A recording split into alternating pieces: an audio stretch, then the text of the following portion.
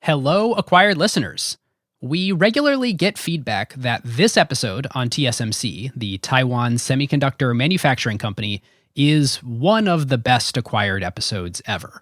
And interestingly, it predates our Nvidia episodes. We did it way back in 2021 when the acquired audience was about 12% the size of what it is today, which means that the vast majority of you have never heard it. So we definitely wanted to fix that. Since then, semiconductors have become so much more important in our world, and TSMC has essentially become the only manufacturer of the leading edge chips. They make the primary chip inside every MacBook and iPhone shipped today. They're powering the AI wave, manufacturing all of Nvidia's chips. They make the chips for a whole bunch of other fabless companies like Qualcomm, AMD, Broadcom, and hyperscalers like AWS. And it turns out they even manufacture a lot of chips for Intel, too. Yes. Little known fact. Yeah, TSMC rode the smartphone era to crazy heights, as we all know. And here now in the next AI era, here in 2025, it turns out that they are the manufacturing superpower behind all of that, too. Yep. Well, listeners, without doing too much foreshadowing, now is a very good time for anyone to listen or re-listen to the TSMC episode. So we decided we should go all the way back to the raw audio tracks and remaster this whole thing from scratch for your listening pleasure. Ben, in fact, I looked it up since we were going back to 2021 when we initially recorded this. TSMC's market cap has doubled since then from $550 billion to over $1 trillion. And in fact, you were the one that tipped me off to this as we were researching here.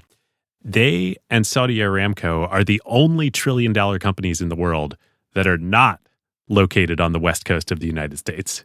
Wild. This is such a crazy stat. It's crazy that the rest are located on the west coast of the United States, but it really underscores what an extreme outlier TSMC is. So without further ado, the story is truly unbelievable, and we hope you enjoy this presentation of TSMC Remastered. Who got the truth? Is it you? Is it you? Is it you? Who got the truth now? Is it you? Is it you? Is it you? Sit me down, say it straight. Another story on the way. Who got the truth? Welcome to Season 9, Episode 3 of Acquired, the podcast about great technology companies and the stories and playbooks behind them. I am Ben Gilbert. And I'm David Rosenthal. And we are your hosts. Today's episode is on TSMC, or the Taiwan Semiconductor Company. It is your classic, most people have never heard of it, but it's the 9th largest company in the world episode. This is wild. Morris Chang founded TSMC at age 56, retired at 74, then came back at age 78, inked the deal to make all of Apple's chips, and yeah, we're going to tell the whole story here. It's wild. It's nuts. They make literally every chip in every iPhone sold today, and soon to be in every Mac sold.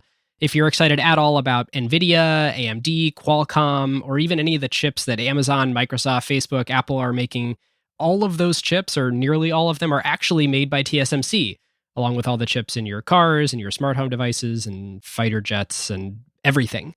Unbelievably, this company that the entire world relies on is on an island that some countries feel is a sovereign nation, and the People's Republic of China feels is actually theirs. So today's episode has it all, ascending from startup to tech superpower, an underdog founder, and of course, a good dose of geopolitics. Indeed. All right, well, listeners, it finally felt like the right time to do this episode amidst this global chip shortage that we've got going on that, David, I think I've heard even Ford has paused the production of F-150s because of this. So it is like a massive impact on the world. And we've had TSMC on the agenda to do for like 2.5 years now in our little Google Doc. Totally. Well, I feel like we haven't called it a miniseries, but let's call it a miniseries on semiconductors and like silicon. The ARM episode. Yep. Sequoia Part 1, PA Semi. Yep. Okay, listeners, it is time to jump into the history and facts, and David's going to lead us in that. But as usual, even though we're going to be probably very excited about some companies, less excited about other companies, this show is not investment advice. We may have investments in the companies we discuss. It's for entertainment and informational purposes only, and you should do all of your own research. Okay, speaking of, we start in Ningbo, China in July 1931. just about 1 year after Warren Edward Buffett was born in Omaha, Nebraska. And there are going to be quite a few parallels here as we go through this episode. But in July 1931, in Ningbo, China, our protagonist, Dr. Morris Chang, Order of the Propitious Clouds with Special Grand Cordon, which is the highest civilian honor that anyone in Taiwan can hold. Sweet. So he's like a knight of Taiwan. It's the Order of Propitious Clouds. And then I think there's like 9 ranks of it, and the highest is Special Grand Cordon. And he's Special Grand He's Cordon? special. Yes, he's very special. So he was born then. For those who are unfamiliar with Chinese geography, Ningbo is a small city just a bit south of Shanghai. Small. It's about 8 million people. Just casual. No big deal. China scale is ridiculous, but certainly wasn't 8 million people when Morris was born in 1931. No, but I bet it was still probably pretty big. But yeah, today, 8 million people. Crazy. So Morris's father was a county official and later became a bank manager. So the family moved around a good bit within China as his father was transferring for work. This is pre-People's Republic of China. This is pre-World War II. This is a very different place. Right. The leadership is not communist. No. So his early childhood years were like middle class, not wealthy, but pretty well-to-do relative to your average Chinese citizen. Then when he was 6, the Second Sino-Japanese War breaks out, and Morris and his mom flee the main part of China to Hong Kong, and they go to live in Hong Kong for a few years to escape the air raids and the fighting. And then on December 8th, 1941, 3 hours after Pearl Harbor, the Japanese attack and invade Hong Kong. And Morris talks about this. He's like, yeah, everybody knows Pearl Harbor, December 7th, 1941. What people don't often talk about is the same thing happened in Hong Kong 3 hours later on the next day. So they're in Hong Kong. So they flee again back to China. They end up in Shanghai this time, and they stay there for a few years until 1948, after World War II is over. But that's when the Chinese Civil War breaks out. That would lead to the Chinese Communist Revolution. And so they flee again back to Hong Kong. So this is crazy. Morris, before he turns 18, he has lived through 3 major wars: the Second Sino-Japanese War, World War II, and the Chinese Civil War. So the next year, in 1949, which is the same year as the establishment of the PRC, the People's Republic of China, Morris turns 18, and with the help of an uncle that he has in Boston, his life completely changes. He gets accepted to Harvard. So he goes to the US, he goes to college at Harvard. Wow. Talk about a change of fate. Talk about a change of fate, a change of scene, everything. Morris says much later, my reaction entering Harvard was sheer ecstasy, almost disbelief. What a country! The United States was at its peak in its moral leadership and its political leadership in terms of democracy, and it was the richest country in the world. Not to mention stable. I mean, you could say what you want. You could count on the fact that it's likely that 10 years from now, whatever economic structure, political structures exist will continue to exist. If what you want to do and what he ended up doing with his whole life is innovate, having that stability around you and all those structures enable you to do that. Yeah, like we just take this for granted, but this is a good reminder. At the very least, he's probably not going to have to flee Boston to continue his studies. But he does end up fleeing Harvard, as we'll get into. So Morris loved it. It was like that quote we read. He was so overjoyed to be there. But he realizes he has kind of a new problem in America and at Harvard. His parents aren't coming over. He's on his own. He's got to support himself and make his own way. And at that time, his race is probably going to limit his opportunities. So as he says, quote, in the early 50s in the United States, there were Chinese laundrymen, Chinese restaurateurs, Chinese engineers, and Chinese professors. Those were the only respectable professions for Chinese. No lawyers, no accountants, no politicians. And what does Harvard churn out? Lawyers, sort of accountants, maybe politicians, yes. Yeah. Not a lot of engineers. Certainly finance professionals. Certainly finance professionals. As we will see as we will go along, Morris is much more than a finance professional. But Harvard actually didn't have an undergrad engineering program at the time. Huh. That's crazy to think about. if you're really, really focused, you're probably going to go down the street in Cambridge from Harvard To MIT. Which Morris does. So he only spends his freshman year there. And then for his sophomore year, he transfers to MIT so that he can study mechanical engineering. So Morris, our man, he has learned the ways of the world. In the US, he's focused. He starts mechanical engineering a year behind at MIT. He finishes both undergrad and his master's in the remaining 3 years. And what year is this? This would have been 1951 when he transferred, fall of 1951. Okay, so to contextualize what's going on in the tech world right now with quotes around it, because it's not so much a world as a very small continent. I mean, you have all of the post-World War II defense spending that went in, particularly on the West Coast with the innovations from Stanford. But has Fairchild Semiconductor been started yet? Nope. So maybe Shockley Semiconductor. Shockley Semiconductor was probably just getting going, but we're probably still in vacuum too. Like Bell Labs Yeah. land. To give you a sense, silicon is years away. Transistors are probably just getting going. We're not in the integrated circuit yet, and it's all being done in germanium, not silicon. Wow. So it's like, this is OG. Yep. So after he gets his master's in the 3 years, Morris wants to stay and do a PhD, fully complete his technical training. But he ends up failing his qualifying exams twice. They give you 2 chances to take and he fails twice. By the way, this is a good time to say, so David and I watched and listened to every footage that Morris has ever spoken that has been released publicly to prepare for this. He is very funny. Oh, he's great. The way he talks about this, he says that unfortunately the biggest impediment to him going forward was that he failed the qualifying exam. But fortunately for him, they were kind enough to let him take it a second time, which he also failed. Yeah. And he has this really dry, clever sense of humor. So in one of the interviews, he talks about one of the Stanford ones. He gets a question from the audience about how did he kick his smoking habit? Oh, yeah.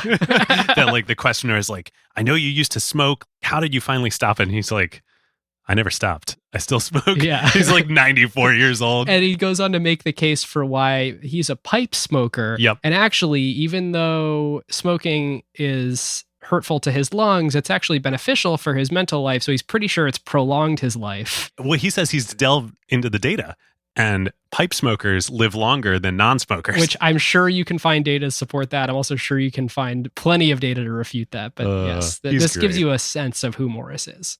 Okay, so he's failed his qualifying exams. He's got to go out and get a job, and not as a PhD. He's got to go get a job as a super entry level as an engineer. I mean, he has a master's degree, but still. Okay, so legend has it, he has a couple job offers.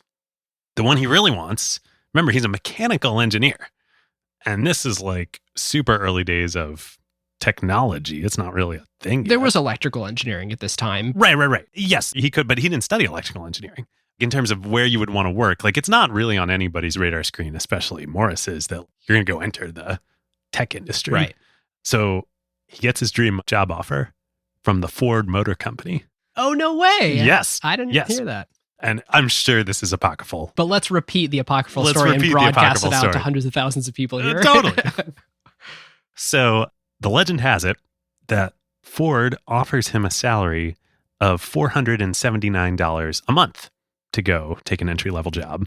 And then he has a competing offer from Sylvania's new Semiconductor division. And Sylvania, I know of this company only because my vacuum growing up was made by Sylvania. Yeah. Oh, well, we're going to talk much more about Sylvania in 1 second. This is the competing job offer he's considering. They offer him a salary of $480 a month, $1 more. And legend has it that Morris asked Ford to beat Sylvania's offer. They didn't, and so he took the Sylvania job offer. I'm sure that is This is 100% apocryphal. Yeah. But, Morris, he's great. So speaking of Sylvania, do you remember, I'm sure some portion of our audience remembers, but do you, Ben, remember who else started their career in Sylvania's Semiconductor division right around this exact same time? We have talked a lot about this and this person on the show. No. Donald T. Valentine. No way. Yep. That's right. So he started at Sylvania after Fordham, or maybe it was after the military. He ended Then he up at transferred to- Shockley. Well, no, then he was at Raytheon, and then he joined Fairchild. Fairchild, okay. Right after the trade race, he left Shockley and started Fairchild. You're better at remembering these deep details of older episodes than I am. Well, I do a lot of research for this show. And sometimes research includes past acquired episodes. There you go. So they didn't overlap, Don Valentine and... They were never in the same place. They were in different locations and different job functions, very different job functions, but they were both, I believe, both at Sylvania. Amazing. At the same time. Crazy. So Don is out chilling in California, like we were talking about, and falling in love with California. He's playing water polo. He's like, oh my gosh, I'm never going to leave this place. Morris, he's on the grind. He gets posted as a junior engineer at Sylvania's Ipswich, Massachusetts plant. Not quite the same glamour as Don out in Southern California. So remember, Morris is a mechanical engineer. He doesn't know anything about electrical engineering, but he's working in this new semiconductor division. So after work, he's living in a hotel, by the way. He doesn't even get an apartment. It's like some company-sponsored hotel. He goes home, back to the hotel from work, and he studies the best textbook that he can find about electrical engineering, which is entitled Electrons and Holes in Semiconductors with Applications to Transistor Electronics, written just recently, a couple years before, in 1950, by William Shockley. Oh, wow. Yeah. Shockley and two other guys basically invented I'm not sure it was the first transistor, but the first transistor of the type that everything else would then be built upon when they were at Bell Labs not too long before this. Yeah, not too long at all. I mean, ENIAC was vacuum tubes, and then Shockley invented the transistor, and then in a sec, we're going to talk about the integrated circuit that Bob Noyce and Jack Kilby, who we're going to talk about, co-invented. But anyway, okay, back to this moment in time. So Morris is just studying the Shockley textbook in his hotel room. But like, he's not a college and he doesn't have any teachers. He just has the book. Wow. But he's very resourceful. So he figures out that one of the senior engineers at the plant is kind of an alcoholic and hits up the hotel bar almost every night. So what Morris does is he comes home from work in the early evening. He studies in his room for a couple hours. And then later at night, when the older colleague shows up at the bar, Morris goes down to the bar not to drink, but he brings the textbook and he asks the guy questions. He's like, I don't understand this. I don't understand that. Like, grill me. And he's just like buying drinks for his buddy. So great. Incredible. Here's the quote he says later. He, being the older colleague, didn't solve all my problems, but he solved enough so that I could move ahead. He was my main teacher about electrical engineering. So great. Wow. So this goes on for 3 years. Morris is like rolling hard. He's burning the candle at both ends, working and at the bar, but not drinking, learning. But as he is learning the industry, coming up to speed, it becomes pretty clear to him that if he really wants to go places in this new emerging industry, Sylvania, not really the right bus to be on, so to speak. And obviously, Don Valentine figures out the same thing and jumps to Raytheon and then to Fairchild. Morris says the moment when this crystallized for him was there was a talk that a senior manager at Sylvania gave at the plant. And the quote that the senior manager said that stuck with Morris for the rest of his life was, "We at Sylvania cannot make what we can sell, and we cannot sell what we can make." Real great position to be in. So Morris is like, damn, I got to get the hell out of here. That's a signal to move on if I've ever heard one. Totally. So, like Don, Morris leaves Sylvania for greener pastures. However, not to California. Halfway in between? Or to Silicon Valley. Yep. Halfway in between. So we talk a lot about, Fairchild and the Traders 8, Silicon Valley, blah, blah, blah, the place to be. Here's the secret. Silicon Valley, it's all marketing. The biggest semiconductor company in all types, digital, analog, everything at that time, was not in California. It was in Dallas, Texas. It was Texas Instruments. Which, of course, me, you, many people in our generation know of as the people that made our graphing calculators in high school and college. But of course, at this time, I don't even think they had a consumer division yet. They were No, and that's going to come up later. No, TI was the juggernaut. Like, now Silicon Valley is Silicon Valley, but then it was, California, I don't know, West Coast, whatever. Like, TI was the big incumbent. They were the juggernaut. TI actually got its start, I had no idea before doing the research here. In the 30s, you're like, how did a technology company and a semiconductor company end up in Dallas, Texas? they started making instruments, Texas Instruments, for measuring seismic activity for oil exploration. Whoa. So all the oil that makes companies, sense about Texas. They were like the TSMC, like the technology provider to oil companies. And that's what led them into computing and into digital to power that business. Wow. They were huge, not just huge in terms of the company, but they were the technology leader. So Bob Noyce, like I was saying a minute ago, is credited, when he was at Fairchild, inventing the integrated circuit and all that. Well, he was the co-inventor. Simultaneously, it was co-invented by Jack Kilby, who was at TI, and Jack was actually the one who got the Nobel Prize for inventing the integrated circuit. Gordon Moore, who was also, at Fairchild and then founder of Intel along with Noyce, he would coin Moore's Law. But Jack has a great quote, too, about the implications of the integrated circuit and semiconductors. He says, what we didn't realize then, this was a little later, when they were inventing it, was that the integrated circuit would reduce the cost of electronic functions by a factor of 1,000,000 to 1. Nothing had ever done that for anything before. Wow. It's such a great way to frame it, too. Like, this had never happened in human history. There was this thing that used to be X expensive in terms of resources. And then magically one day it's 1,000,000 times cheaper. Yeah, that's crazy. I didn't realize it was on that scale. This is probably a good time to talk about some definitions, because there are some things that we've thrown around already. I think everyone has a general understanding of what these things are, but it's worth understanding more precisely before we move on. The first of which is a transistor. The best way to think about a transistor is not the tiny little transistor that's on a silicon die today, but think about it as a little encased piece of circuitry with 3 prongs coming out of it. And those 3 prongs, we'll save the technical names, basically have an input, an output, and something that controls the input and the output. It's a switch. It has 2 purposes. The first of which is being a switch, where you can decide that either stuff is going to go through it, stuff being voltage, current, or none, or it rounds to none. And so that way you can decide, hey, this binary piece of equipment is either off, 0, or on, 1. Okay, so that's a transistor. Now, a transistor can be made out of lots of different things. It can take any implementation. Why is everybody talking about silicon? Well, silicon as an element is a semiconductor. It is a metalloid. It has some properties that make it like a metal, like a conductor. It has some properties that make it non-conductive.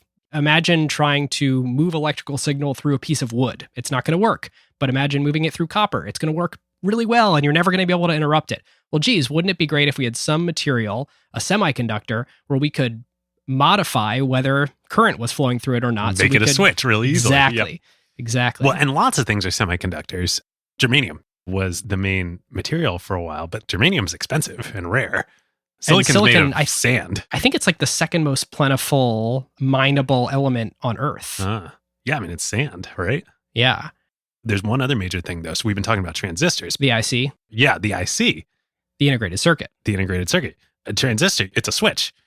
Before the IC, people were making switches. Like, you make one switch at a time, you wire it to another switch. If you've seen photos of ENIAC and vacuum tubes, literally they're plugging one tube into another. You're still doing that with transistors. Yep. When Noyce and Kilby invent the IC, now you can put a lot of switches on one thing. And, fast forward to today, the latest processor, the 5 nanometer processors that TSMC and basically nobody else is churning out. I don't know, billions, trillions of switches are in like a tiny little integrated circuit. Without the integrated circuit, although that never would have happened. So this invention, this miraculous invention of the integrated circuit, it happened in 1958. When did Morris Chang join Texas Instruments? 1958. Ooh, fascinating. Coincidence? Yes, totally a coincidence. Absolutely coincidence. Absolutely a coincidence. And again, to peg us in history here, we're still, I think, 10 years before the founding of Intel. Yes, exactly 10 years. Yeah, Morris obviously wasn't working directly with Jack on inventing the IC. But this gives you a sense. TI, this is the place. This is like Google plus Facebook. Without the world paying attention to them. Yes, and in Texas. So Morris gets assigned as his first project to a sort of problem child within TI. They have entered into a deal with IBM. IBM is working on their first mainframe computer, major project that's going to use transistor logic instead of vacuum tubes, the IBM 7090. And they anticipate so much demand for this product. Usually IBM manufactures everything for all their products themselves, but they're like, we need more chips than we're going to be able to make ourselves, so we need a second source for our chips. They turn to TI, and they're like, hey, we're going to give you all the designs for, how to do this chip that we want for our product. We want you to additionally manufacture some of these in addition to our own line. You might even say almost like a contract manufacturer of chips or like a foundry business almost, Interesting. But it's not going too well. So IBM's own plant is churning out transistors with about a 10% yield, which means that of every 100 chips that they turn out of the plant, 90% of them fail and only 10% of them work. Yikes. That's the first party line. The TI line has about a 0% yield. They're lucky if they're getting any. That way, almost everything coming off the line fails at TI when Morris shows up. So Morris would say about this later, quote, the supervisor was concerned. The operators were concerned. Everybody was concerned. So Morris, remember, he's a mechanical engineer by training. Right. So he starts tinkering. He's like, well, I know this is a mechanical process, chemical and mechanical process, creating this stuff. I'm just going to use my training and optimize it like a good mechanical engineer. So he starts doing some stuff. After about 4 months, he gets the yields at the TI plant up to 20%. So twice as good as the first party line at IBM. And there's a great profile that was one of the main sources for this episode in IEEE Spectrum. Oh, yeah. Great industry magazine that we'll quote from here. They write, suddenly, even TI president Pat Haggerty knew Morris's name. IBM thought Chang had just gotten lucky, but when the company, IBM, sent engineers down to talk to him, Morris described the theories he'd been testing and explained why his experimental process worked. This achievement propelled him into his first managerial job, creating a germanium transistor development department with 20 plus engineers reporting to him. So this is his first big win here in the foundry business. So on the back of all this, TI is like, all right, we got a rising star here. They offer to sponsor him to go finally get his PhD. They even offer to continue paying his full salary while he's getting his PhD, which they're paying for. All right, so they think like very highly of him. Very, very highly of Morris. I mean, this one probably made them millions doing this in 1958. It's funny, I don't know anything about the commercial success of that particular IBM mainframe, but if it's the first one that's transistor-based instead of being vacuum tube-based, I have to imagine that it was far more efficient for customers. Customers are probably lining up for it. I bet there's a lot of demand. And what's Morris making a year? Like $20,000 maybe? How much does it cost to go to Stanford then? Not much. So they're like, sure. So Morris goes to Stanford, but he's now like a pig in mud. He has found his calling. He can't wait to get back to Texas, back to TI. So he finishes his PhD in 2.5 years. Wild. One of the Stanford interviews is with John Hennessy, the president of Stanford at the time. John's like, Morris, tell the students, how did you finish your PhD in 2.5 years? Morris is like, I don't know, I was focused. I didn't do much else. So by 1964, he's done. He's back at TI. And this is right as people have discovered that silicon is way more cost effective and scales up way better. And if I remember right, the initial attempts at using silicon were that people didn't know how to work with it yet. And so even though it was more abundant and cheaper, there's some particular manufacturing process that you have to do to silicon in order to make it as viable as it became. Yes. How to dope silicon to make it function and produce it at scale as a semiconductor. And listeners, this is where you should start to get the idea that, especially today, manufacturing these products involves the most advanced process in human history, consisting of layers of innovation in chemistry, physics, mathematics. It's breakthrough after breakthrough after breakthrough, all building on top of each other, which need to all happen in the manufacturing process. So even here in 1964, we're starting to get into the level of complexity where it's some of the most advanced science ever done being applied in an engineering and manufacturing fashion to get even marginal results, at 20% yields off the manufacturing line. And a little preview to fast forward to today, TSMC, they're a contract manufacturer for silicon. That is what they are. TSMC has 40% operating margins as a contract manufacturer. it's not like this is just, there's no technology or R&D. Like, they are one of the most advanced technology organizations in the whole world. There is so much IP just in the manufacturing. Take out the design, take out the functions, just making this stuff is so hard. I mean, now it involves like lasers, like it's, we'll get to it later. It's going to blow your mind how this stuff is done. But anyway, so Morris, he's coming up, he's learning, like literally as this whole industry is getting developed, he's right there.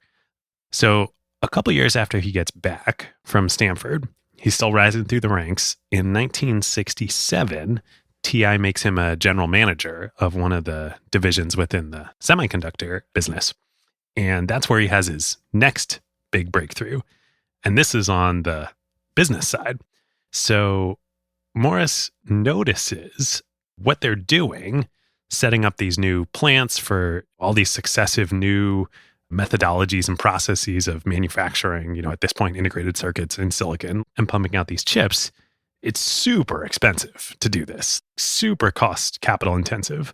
So what TI and everybody else in the industry did when they would start a new product line that would use a new fab for chips, they charged a lot of money for it because they put a lot of money into these things. So right off the gate, you want the latest new hotness in the end products that TI is selling. They're going to charge a lot of money for them. Yep. Morris realizes, he's like, that's not actually optimal to do that. Because as evidenced by his first big win at TI with the IBM line, there's a learning curve to getting the yields right and learning how to manufacture a new process. And in the beginning, you're going to have really low yield. And so what you want, ideally from a fabrication perspective, is you want to have a ton of volume from the get-go. Like as soon as the plant is online, you want to be running at max capacity so that you can learn as fast as possible, get yields up to the profitable levels. And then you want to still be running at max capacity as long as possible because you already spent the fixed cost to make the plant. Basically, you always want max capacity. So when you started out by pricing so high, you kept demand low and you weren't able to get up to capacity fast enough. It's almost like they didn't realize the benefit of the potential operating leverage that they had because they were just passing their exact economics onto their customers and saying, you basically have to pay us for us to do all these fixed costs, and then you'll get all the benefits of how cheap it is to stamp it off the press every time. Whereas what they really should have been doing is saying, we will make an investment. We'll eat the cost of having to spin all this up, but boy, are we going to be super profitable on every chip that comes off the line. Yep, totally. So Morris is thinking about this. He hires BCG, and they come up with the idea of actually pricing low to start to drive this volume and speed up the yield curve. And then also the side benefit of that is if they're pricing low and everybody else is pricing high, they're going to grab a ton of market share and probably keep that. Paying consultants. I know. Well, so here's Morris's quote about this. He says, this was in the late 60s. And Boston Consulting Group was a very small outfit when we did this. And we used loads of data, a lot of theory, and a lot of effort. The result was so-called learning curve pricing. So start low and then continually automatically reduce the price every quarter, even when the market did not demand it. And this was a very successful effort, even though it was somewhat controversial. A lot of people thought we were being foolish. Why would you reduce the price when you didn't have to? But we did it because we believed in it. And indeed, our market share just kept expanding. That, combined with other strategies, made the TI integrated circuits business the biggest IC business in the world and also the most profitable. This is right when Intel's getting founded. So screw Fairchild, screw National, screw Intel. TI is kicking all of their butts. And it's thanks to Morris. And interestingly enough, the reason I always thought that Fairchild was sort of so successful in those days was out of all the defense spending and research that was being done at Stanford, the government as a customer. But is Texas Instruments playing in that ecosystem at all? Good question. Probably. I mean, I think this is a case of the rising tide is floating all boats. Yeah, Fairchild's killing it, Intel's killing it, National's killing it. TI's just killing it bigger than anybody else. All right, listeners. Now is a great time to talk about a new partner of ours here on Acquired, Legora, the agentic operating system that is redefining how the world's best legal teams work. Yep. It's sort of obvious that AI is going to completely change the legal industry. I bet most of you listening have dropped a contract into some sort of AI chatbot out there. Legora took that insight and asked the question, what if you really built something with that power from the ground up for the legal industry? So the founders did exactly what great founders do: operate with obsessive customer focus. They embedded inside a massive law firm for months. They sat with the lawyers just watching how the work really gets done. And that's how you get features that customers love, like tabular review, where you drop in a folder of hundreds of contracts and it pulls every key term into a grid a lawyer can actually work with. Legora's bet here is interesting. Since it lets each lawyer handle more complexity, any given person can increase the quality of their work and do higher value work. And this means that the pie can grow even as each individual task takes less time. And they recently launched Legora Agent, offering greater intelligence and performance. The agent lets lawyers set an objective. Then it can handle the planning and the execution and delivery of the final product. Legal teams get to maintain full control and transparency since they're still involved where judgment is required. And Legora works where you already work. You can use it within Microsoft Word while redlining or drafting. The early Legora numbers essentially speak for themselves. When they have a head-to-head pilot with their top competitor, they win 70% of the time. Legora now has over 100,000 lawyers on the platform from 1,200 legal teams in 50 countries. And crazily, they went from 1 million to 100 million in ARR in about 18 months. Truly insane numbers. And that is the real test. Plenty of things demo well, but the question is whether a busy associate actually reaches for it during crunch time, or whether a partner trusts it before going into a conversation with a major client. If your legal team wants to check it out, whether you're a law firm or you're in-house at a company, you can learn more at legora.com/acquired and just tell them that Ben and David sent you.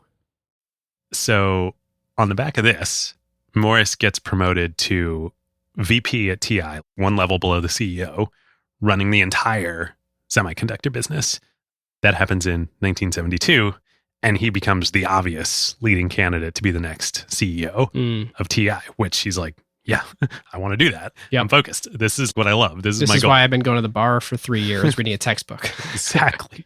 But might be fair to say history turns on a knife point. Things don't entirely go as planned. 3 different viewpoints, as far as I could identify, on what happens next to Morris at TI. He does not become the next CEO, obviously. Viewpoint number 1 is simply and probably fair that he was just discriminated against because he was ethnically Chinese, although at this point, I'm pretty sure already he was an American citizen. But anyway, and he got passed over for, I have no evidence for it, but not be at all surprised that that was part of what was going on. Yep. So that's 1. 2, second point, which Morris totally acknowledges, TI was a really big company. The semiconductor division, he had made it probably the most successful and the most fastest rising division within the company. But you mentioned calculators. They were starting to launch the consumer products division at this time.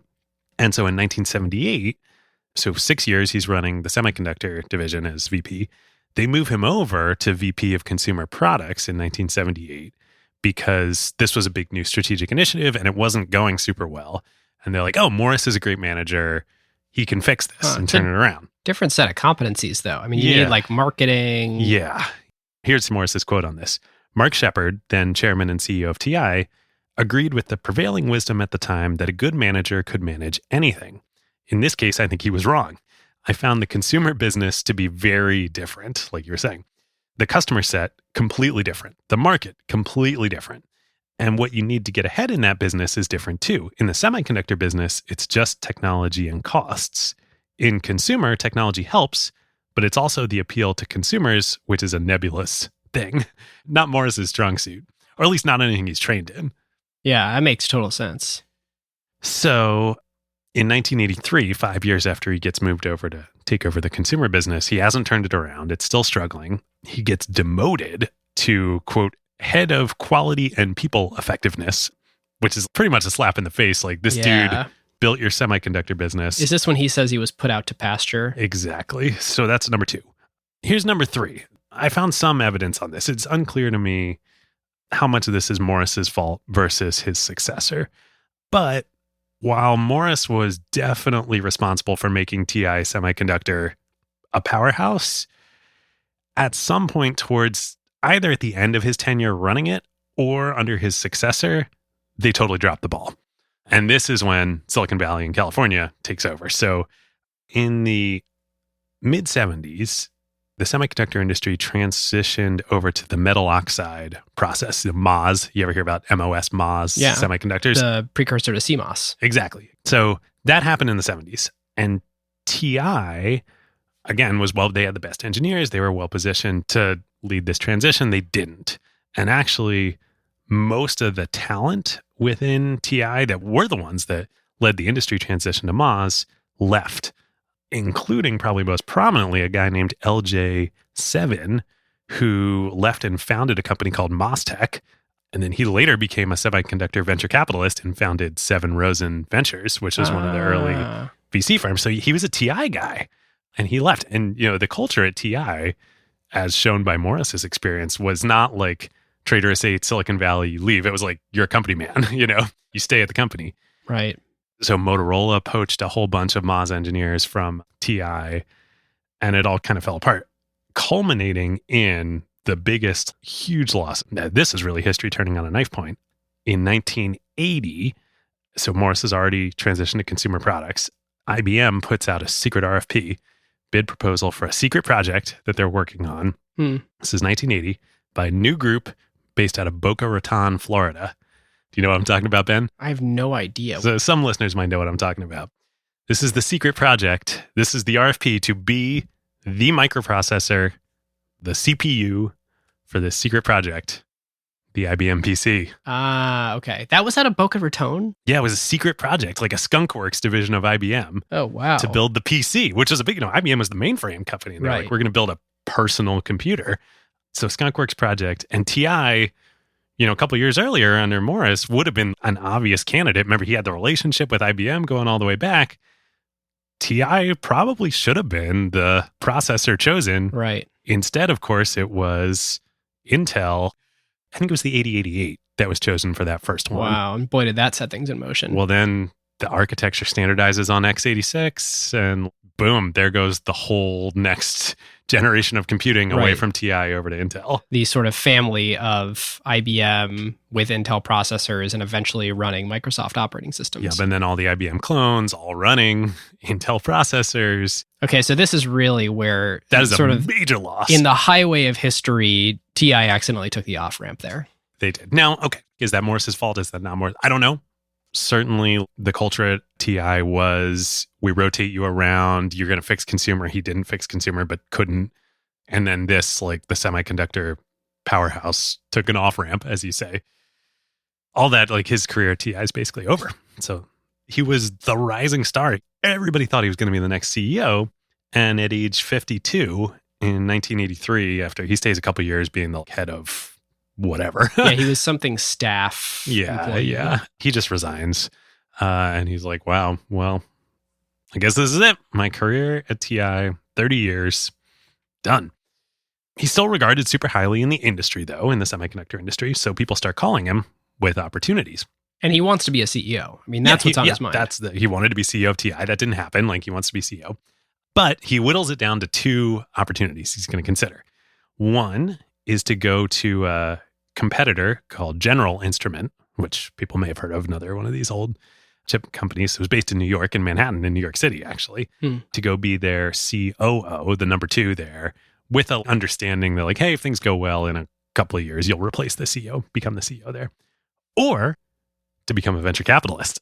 Really? Yeah. So no he was weighing way. the two. I don't know where or how. I couldn't find that out, but he was weighing these two opportunities. The VC idea is going to come back up in a big way in a second. But obviously he goes with General Instruments, GI. A, his dream is to be CEO. B, he's got this chip on his shoulder from the way TI ended. So great. So he goes off to New York. He leaves Texas, lives in Manhattan. Things are going to work out at GI. The thing, though, is GI had a very different culture than TI. TI was this research, build, develop technology, push the ball forward. GI is this New York-based, they were almost like at the time like a proto-tech private equity firm. Their strategy was they just acquired lots of different semiconductor businesses, either independent companies or divisions from other companies. And try and integrate them. No, they would acquire them. They would get these business units into good shape, and then they'd sell them again. Oh, really? Yeah, they were like, literally, they were like a financial engineering firm, basically. Definitely not Morris's cup of tea. So he only stays there a year. It's clear that's not a good fit. So he resigns again. So within less than 18 months, he's had two major setbacks. Basically, his dream is over. Like, here's the quote from him. He says, "After these two setbacks at TI and GI, I did not think that my aspiration to be the CEO of a major US company was in the cards." Well, turns out he was right. He was not going to be the CEO of a major US company. So how do we go from this dude in his mid-50s, former rising star, now washed up, from that to he's in Taiwan, he's CEO of TSMC? I don't think you could ever script this out. I think this is probably the most unique. Every founding story is unique, but I think this might be the most unique founding story we've had on Acquired so far.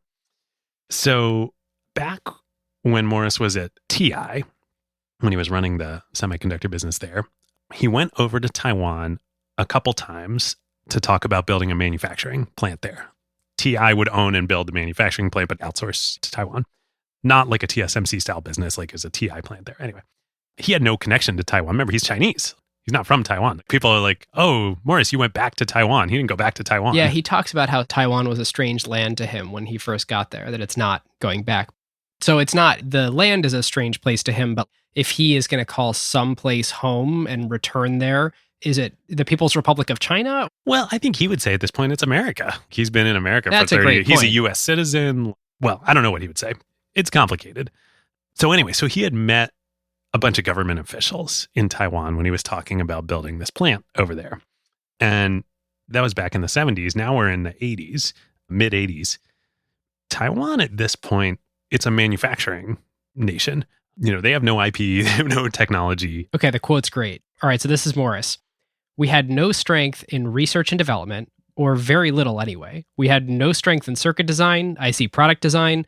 We had little strength in sales and marketing," and this is, of course, referring to Taiwan as a nation. "And we had almost no strength in intellectual property. The only possible strength in Taiwan that we had, and even that was just a potential one, not an obvious one, was semiconductor manufacturing, wafer manufacturing.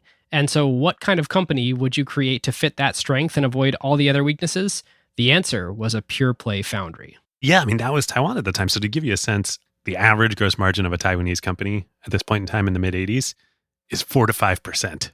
0.4 to 0.5% gross before margin. you even have overhead operating costs. Yeah, I mean, it was like, if you were grew up around when Ben and I did, sort of born in the 80s in the US, you see made in Taiwan on everything, like, Right. Barbie dolls, toys, clothes, everything was made in Taiwan. Now it's made in China or made in Vietnam or elsewhere, but made in Taiwan was super low-end physical manufacturing stuff. Yeah, and to way pull forward the 7 powers section, as Hamilton Helmer would sort of explain, if your margins, particularly your gross margins, are only 4 or 5%, you're in an industry or a business where all the profits are arbitraged away and everyone's just raced to the bottom on prices and no one's able to build any real enterprise value because everyone's just out competing each other for pure commodity. I mean, 4 to 5% gross margins. People used to hammer on Amazon, I guess, for being like a low gross margin business in the like 40%. Anyways, I can't even imagine running a company with that level of gross margins. So the Taiwanese government, though, they wanted to come up in the world. They're like, this is where we are now. This is not where we want to be. Yep. So they knew that technology was the way. And so they had decided back in the 70s that they would establish an initiative called the Industrial Technology Research Institute, or ITRI. And the goal was for it to become like the Bell Labs of Taiwan, to do some tech transfers from the US and elsewhere and home grow some real technology businesses in Taiwan so that, maybe they can lift businesses out of poverty there, at least. And so Morris wasn't going to Taiwan to start TSMC. No. He was being recruited to ITRI. So one of the ministers he had met, a guy named KT Lee, who because of this, he would also become venerated in Taiwanese history. He's known as the father of Taiwan's economic miracle, literally because of this. Wow. He recruits Morris to come over and run ITRI. be like the head of Bell Labs Taiwan, essentially. Ah. And this is like a ridiculous thing for Morris to do. He had been, captain of American semiconductor industry. He was put out to pasture at TI, but at least he was still at TI. And then he was COO at General Instrument. He's going to go over to Taiwan and take and this, run like a research park there. Like, what? And like every time someone starts something like this, it doesn't go well. A government top-down innovation mandate from a country that's not a world power tends not to turn into a gigantic economic success. This is like all the countries and cities and the like that are like, oh, we're going to build the next Silicon Valley in totally XYZ. And we're going to recruit some former Silicon Valley person to come do that. And it's going to work. Probably not going to work. Yeah. So everybody tells him not to do this. All his former colleagues, his wife at the time, tell him not to do this. His marriage was actually falling apart, maybe in part because of this. And, he's had all these experiences. He's like, you know what? I need to change the scene. I got to get out of here. So he takes the job and he figures, it's going to be cushy. This is like a he thinks about landing. This as like the pseudo retirement totally he's going into. So here's his quote. By then, I was financially pretty secure. I was not rich, but you also have to realize that the standards of wealth were much lower back in 1985. And he's going to live in Taiwan where, corporate magnates have 5% gross margins. But still, in absolute standards, I was financially secure, which meant that I could live according to the way I desire, which was actually pretty modest, for the rest of my life without having to earn a living or a salary. This is retirement. He also makes a joke, I remember after that, about how, by the way, interest rates were higher back then. Yeah. So that was much more achievable on less principle. Totally. So 1985, he goes over, he takes over as president of eTree. It's kind of a culture clash. So this is retirement for Morris, but he's still coming from this hard-charging industry. All of the employees of eTree are people in government jobs in Taiwan. And government jobs, not even, in like a democracy, because Taiwan is like, it's under martial law. Or I think that it just ended. This is not the same, these are like jobs for life. You're a government official in a non-democracy type organization. Right. Morris says, back then, they considered me a foreigner who suddenly became their boss. They were scared of me, and they were right to be scared of him. So there was one thing, though, that the government had done right before Morris showed up, which was they had successfully negotiated one technology transfer license in the semiconductor industry. Did you find out what company this was? This is probably what they were trying to negotiate with TI for.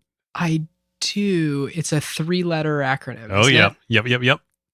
We haven't talked much about it on this show, but this is another talk about captains of American industry. RCA. RCA, that's right. Yeah. So RCA had a semiconductor line, and the government in the 70s, the Taiwanese government, had negotiated a tech transfer. But this RCA. is like 10-year-old semiconductor technology, right? Yeah. This is not like the latest generation. No. TI and Intel and everybody at Fairchild, they're, national, they're leading the way. They're at the bleeding edge of semiconductor manufacturing process. RCA was already at least a generation behind. By the time it actually gets onto the ground in Taiwan, they're 2.5 generations behind the leading producers. So it's like the only thing that you could do with that is super low end stuff. Right. There are some category of goods that don't need a fast or the latest processor. And totally. Yeah. Even today, when TSMC or Intel or Samsung or whoever builds a fab, the leading edge fabs, they produce the leading edge stuff for a while, and then the new generations come on. They don't shut down the old ones. Right. It's just chips that don't need the same bleeding edge performance. Yep. They keep getting made on the old ones. And often that's automotive or now what we think of as IoT, but the stuff in your smartphone obviously is the leading edge. Yeah. So the government, eTree, does actually spin out a company using this old RCA technology that would be called UMC, United Microelectronics Corporation, not a technology leader. It actually does okay in the long run. They would later spin out their own chip design business. So UMC was doing both fabrication for third-party clients and designing some of their own chips with the fab that they created. They spin out their chip design business later. That becomes MediaTek.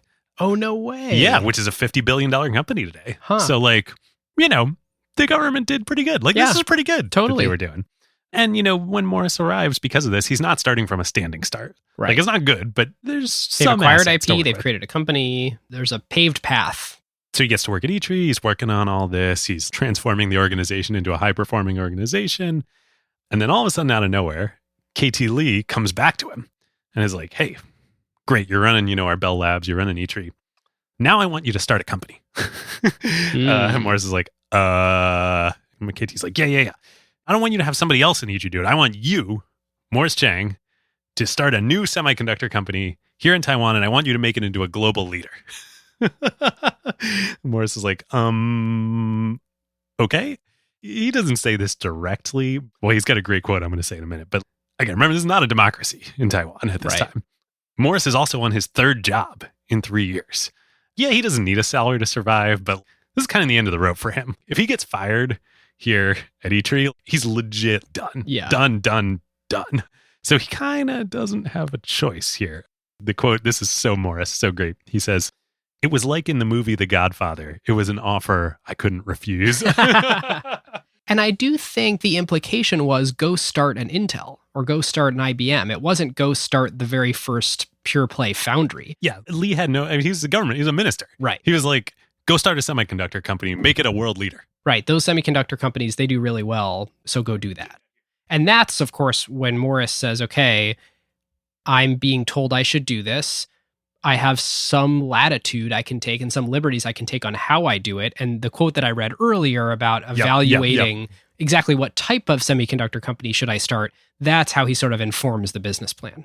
So Lee is like, all right, good. We're capiche. We're clear. Come back to me in a week with a business plan. Tell me what you need and we're going to make this happen, right? So Morris is like, okay, a week.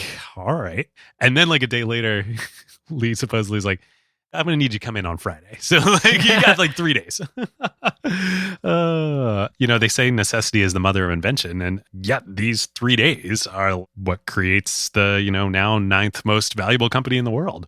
Morris comes up with this brilliant idea to create a pure play foundry company to be a contract manufacturer. Sounds genius today in hindsight, as Steve Jobs would say, it's easy to connect the dots looking backwards. But at that time, was this a good idea, David? Well, no. The answer is no.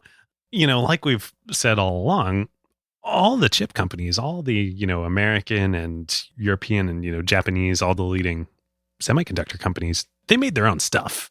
And there was some sharing of production and some companies were emerging that were borrowing production from the big guys. There's a great quote right around this time from Jerry Sanders, who was the co-founder and CEO of AMD. And he famously said in the mid-1980s that, quote, real men have fabs. That's right. Oh, what a quote. So ironic because in the 2000s, AMD would spin out its fabs and go fabless. Global foundries. Yeah, into global foundries. But yeah, like this was not an obvious idea. Like if you wanted to be a real semiconductor company, you made your own chips. And the idea was like, this isn't like manufacturing Barbie dolls here. Like this is real technology. Like you need to control it soup to nuts. And already at this point in history, I mean, this is an important point to make because I didn't realize this coming in where I thought, wow, Apple really outsources their manufacturing. They outsource some of it to TSMC and some of it to Foxconn. And maybe some of those people will start to do each other's work. No, this is a completely different thing. Assembling an iPhone is completely different than taking a brand new design for a next generation chip and manufacturing that chip. One is manufacturing and one is alchemy. The alchemy can only be done by alchemists. I think even here in the late 80s, we're already at the point where it's manufacturing you need to be a magician broadly, to do this. But yeah, it's not like, well, I got a factory. No. Far the opposite of that. We said a minute ago, this is a bad idea. So Morris says, now, however, there was one problem with the pure play foundry model, and it was a fatal problem. It could be a fatal problem, which was, where's the market? He sounds like Don Valentine here. Where's the market? Show me the market. This whole idea, it was really a solution looking for a problem. And of course, the solution being that all we have is manufacturing capability here. So let's start a company that just manufactures. And it's like you're looking around like, okay, whose stuff are we going to manufacture? Is like, real men have fabs. Yeah. There are no real startup. I mean, there are startups, but all these startups are building their own fabs. Like, nobody wants to do this. So nonetheless, he has to start a company. He's literally got a gun to his head. But he does have the core insight here. It's interesting. These companies don't exist yet, but Morris has reason to believe that people will want to start fabless chip companies and that they will need a foundry to fab those chips. And so he says, when I was at TI and General Instrument, I saw a lot of integrated circuit designers wanting to leave and set up their own business. But the one thing, or the biggest thing that stopped them from leaving those companies was they couldn't raise enough money to form their own company. Because at the time, as we were just saying, real men, it was thought that every company needed manufacturing, needed their wafer manufacturing, and the most capital-intensive part of a semiconductor company, of an IC company, is the manufacturing. And so I saw those people wanting to leave, but being stopped by the lack of ability to raise a lot of money and build a wafer fab. Totally, right? But those companies, if you build it, they will come. They haven't started yet. They haven't come yet. They Yeah. haven't come yet. So Morris, he knows what the long-term market is going to be, but he's got to find the short-term market. He needs some real politic here. So what's that going to be? So he says, well, maybe I can go around to the big guys. They've been doing, just like my first thing back at TI, they've been doing some line sharing, for either new products that they need excess capacity for, or for older products that they need to transition some fabs, but they still need to make components. Maybe I can take some of that off their hands. And so he goes around and he talks to Intel, he talks to TI, he talks to everybody in the industry, and they're like, yeah, he talks to Motorola, sure, fine. And the government had told him, we know it's going to take a lot of money to set up a fab. We're good for half of it, but you got to go raise the other half of it. And we want you to raise it from an Intel or a TI, somebody who's going to be your first customer and that they're going to be bought in. So he does the rounds, he goes and talks to everybody. He gets meetings with Intel, he gets meetings with TI. They're both like, Morris, we like you, but no. So he said the last ditch effort, and he has a meeting with Philips, the Dutch company. They have a semiconductor business. So Morris, he has a great quote about this. He says he would describe Philips as the first rung of the second raters in semiconductors. But they were the only interested option. So they put up 28% of the capital. Government puts up 50%. It ends up being $220 million in total. The 110 is probably a lot more than what the Taiwanese government thought they were going to be buying here. And then literally the premier of Taiwan, the head of the government, has to then go around to all the other business leaders in Taiwan and strong arm them into investing the rest of it. The other, 22%, I guess? Yeah. We also should say, remember that Philips was a Dutch company, because that's going to come into play later. Ooh. I don't know how that's going to come into play. Yeah, putting a pin in Dutch. Oh, okay, we got a surprise coming. I'm going to be surprised here. We're doing it real time, doing it live. This may be the craziest part about the whole TSMC founding story.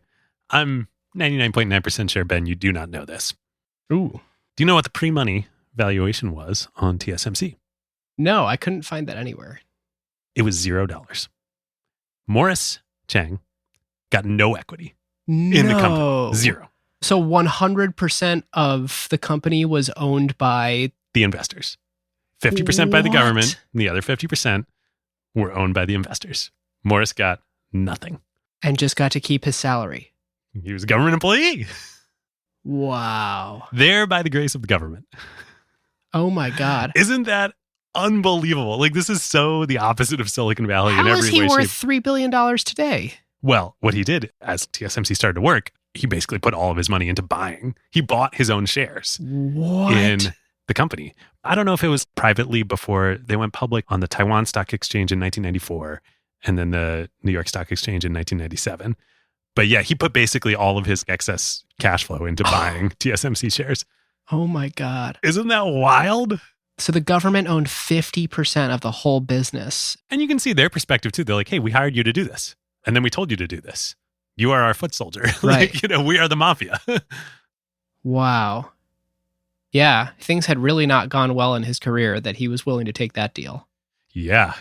Crazy, right? And, okay, before we go on in the TSMC story, we need to have two real quick sidebars. Yeah. So it was 1987. Yep. When TSMC gets officially stood up. They raise the money at a $0 pre-money valuation. Do you know what other company, other big thing happened in 1987? We have covered it on this show in the chip world. Is this the founding of ARM? Yes, it is. Yes. Yes. ARM, JV between Apple, Acorn, and VLSI Logic, which was the sort of manufacturing partner. They were an ASICs company. That's a whole nother sidebar we're not going to get into. But yeah, 1987, what a year. Brand new, unconventional instruction set architecture that's totally different than the x86 stuff that the whole industry and world seems to have standardized on at this point. The annus mirabilis for the semiconductor industry. And useless, right? It's in 1987. It's hamstrung. It's very few instructions.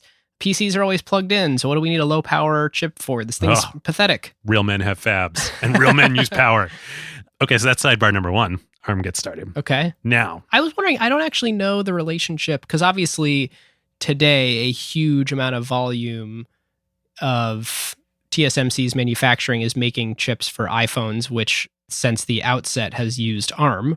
Chips that are using all mobile devices, iPhones and Android, all of which are ARM, and lots of servers so that presumably are ARM. There's some relationship coming between TSMC and ARM. Well, they're really close partners. I mean, the way now this stuff is so integrated. Yeah.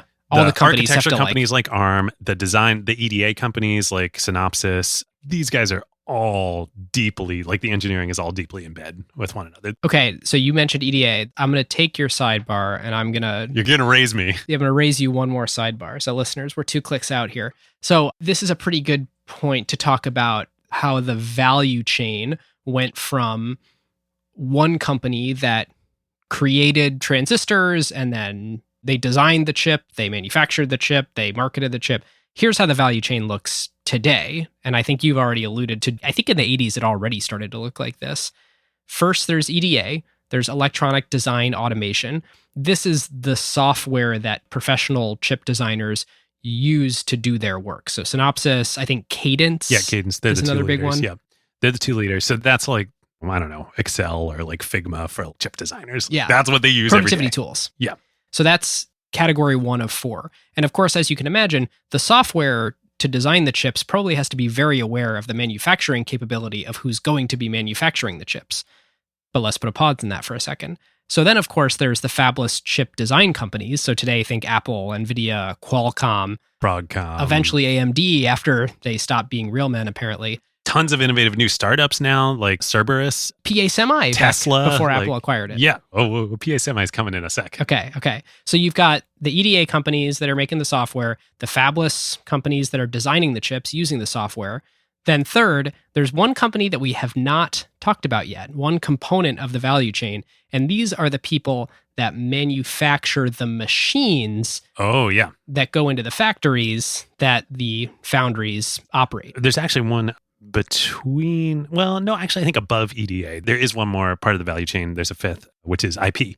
So that's all like ARM. Oh, right. Yeah, like architecture, IP. There's actually a ton of companies now that do just straight up IP. And I thought before this episode, these were like, just shell companies that sue one another about IP. It's not that. Systems are on a chip now. So like everything is on one chip, basically. You need a USB functionality in your chip. You don't need to design it. You just buy some IP off the shelf. So there are companies that do that. Yep. Okay. So that's a good point. So that's our fifth sort of like IP. They own the instruction set architecture. They kind of create the general rules that you're playing by when you're designing a chip such that whoever's writing the compilers knows what assembly language they're targeting that can then operate on the chip that's going to be designed. So we covered the EDA, we covered the IP, we covered the fabless companies. There's somebody before we get to the foundries, which is the equipment manufacturers that sell to TSMC. So more historically, you've got Lam Research, you've got Applied Materials in the US, you've got Tokyo Electron in Japan. But today, I just want to give everyone a taste of this, and then we'll get more to it later. There's a company that is also Dutch-based called... There it is. ASML, which was originally ASM Lithography. And lithography is marginally in scope for this episode. There's a whole thing we could do on the magical process that is lithography. Taking me back to my high school photo lab. Right? Yeah. And the L, is lithography. So the company was originally called ASM Lithography. They make the most advanced chip manufacturing machines in the world. They're the only company that makes them. They're located still in the Netherlands. Their biggest customer is TSMC. And this is where I want to bring it all the way back around. And we, of course, will talk about the magic that is these machines later. It was founded in 1984 as a joint venture between Advanced Semiconductor Materials International, ASM Lithography, and Philips. Oh, wow. I did not know that. So that's crazy. is the beginning of the relationship between TSMC and their equipment provider. And what a strategic point. I mean, because, well, it's TSMC's insane capital operating cash flow production that enables them to spend CapEx above anybody else, that allows them to buy more ASML equipment than anyone else. But that relationship, wow. I mean, these machines, we'll get into it later. Well, yeah. It's going to blow your mind what this stuff does. All right, listeners, now is a great time to tell you about a longtime friend of the show, Vanta. AI has scrambled the whole security picture. It used to be that you proved that you were secure once a year, an audit or a static PDF, then everyone would nod and you're done.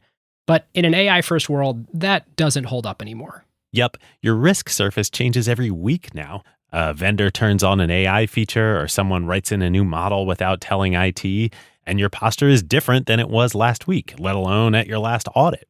Vanta's own research found that around 70% of companies have this quote-unquote shadow AI running with no security review at all. Right. And that's where Vanta comes in. They're the leading agentic trust platform, meaning they've built the thing that closes the gap. And the way that they close that gap is Vanta Agent. Think of it as a GRC engineer, that's governance, risk, and compliance, except that it's software and it doesn't sleep. It finds the issues, drafts the fixes, and cuts the time that you'd spend on vendor assessments in half. In half! Which is exactly why more than 16,000 companies today run on Vanta. Companies like Ramp, Cursor, and Snowflake all stay audit ready and catch the risks that crop up between audits across every vendor, every AI tool, the whole environment. And that's the real value. Trust has to be continuous now, which is why Vanta automates your security, your compliance, and the work to earn and prove trust. We're huge fans of Vanta over here, and literally hundreds of acquired listeners have become Vanta customers at their companies over the years. So you can get $1,000 off Vanta at vanta.com/acquired. That's VANTA.com/acquired for $1,000 off, and just tell them that Ben and David sent you. Okay, back to my second sidebar, also going to be worth it. PA Semi. We did an episode it was like episode 20 something. This is like when Acquired was a very different show, when it was actually about small acquisitions. Totally. Yeah. So I don't know that we actually covered this, but I uncovered in the research for this episode. Do you know the origins of PA Semi? No, I don't. Okay, so ARM, my sidebar number one, Yep. 1987, also created, right? They're just an IP design company, like I was saying in your sidebar. It's like Inception over here. So they just license out the ARM architecture to other companies that then design using the ARM architecture.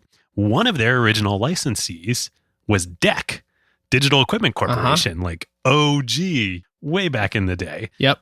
So they took the ARM architecture and they tuned it for performance. And they called what they did at DEC, their version of ARM that they created, Strong ARM.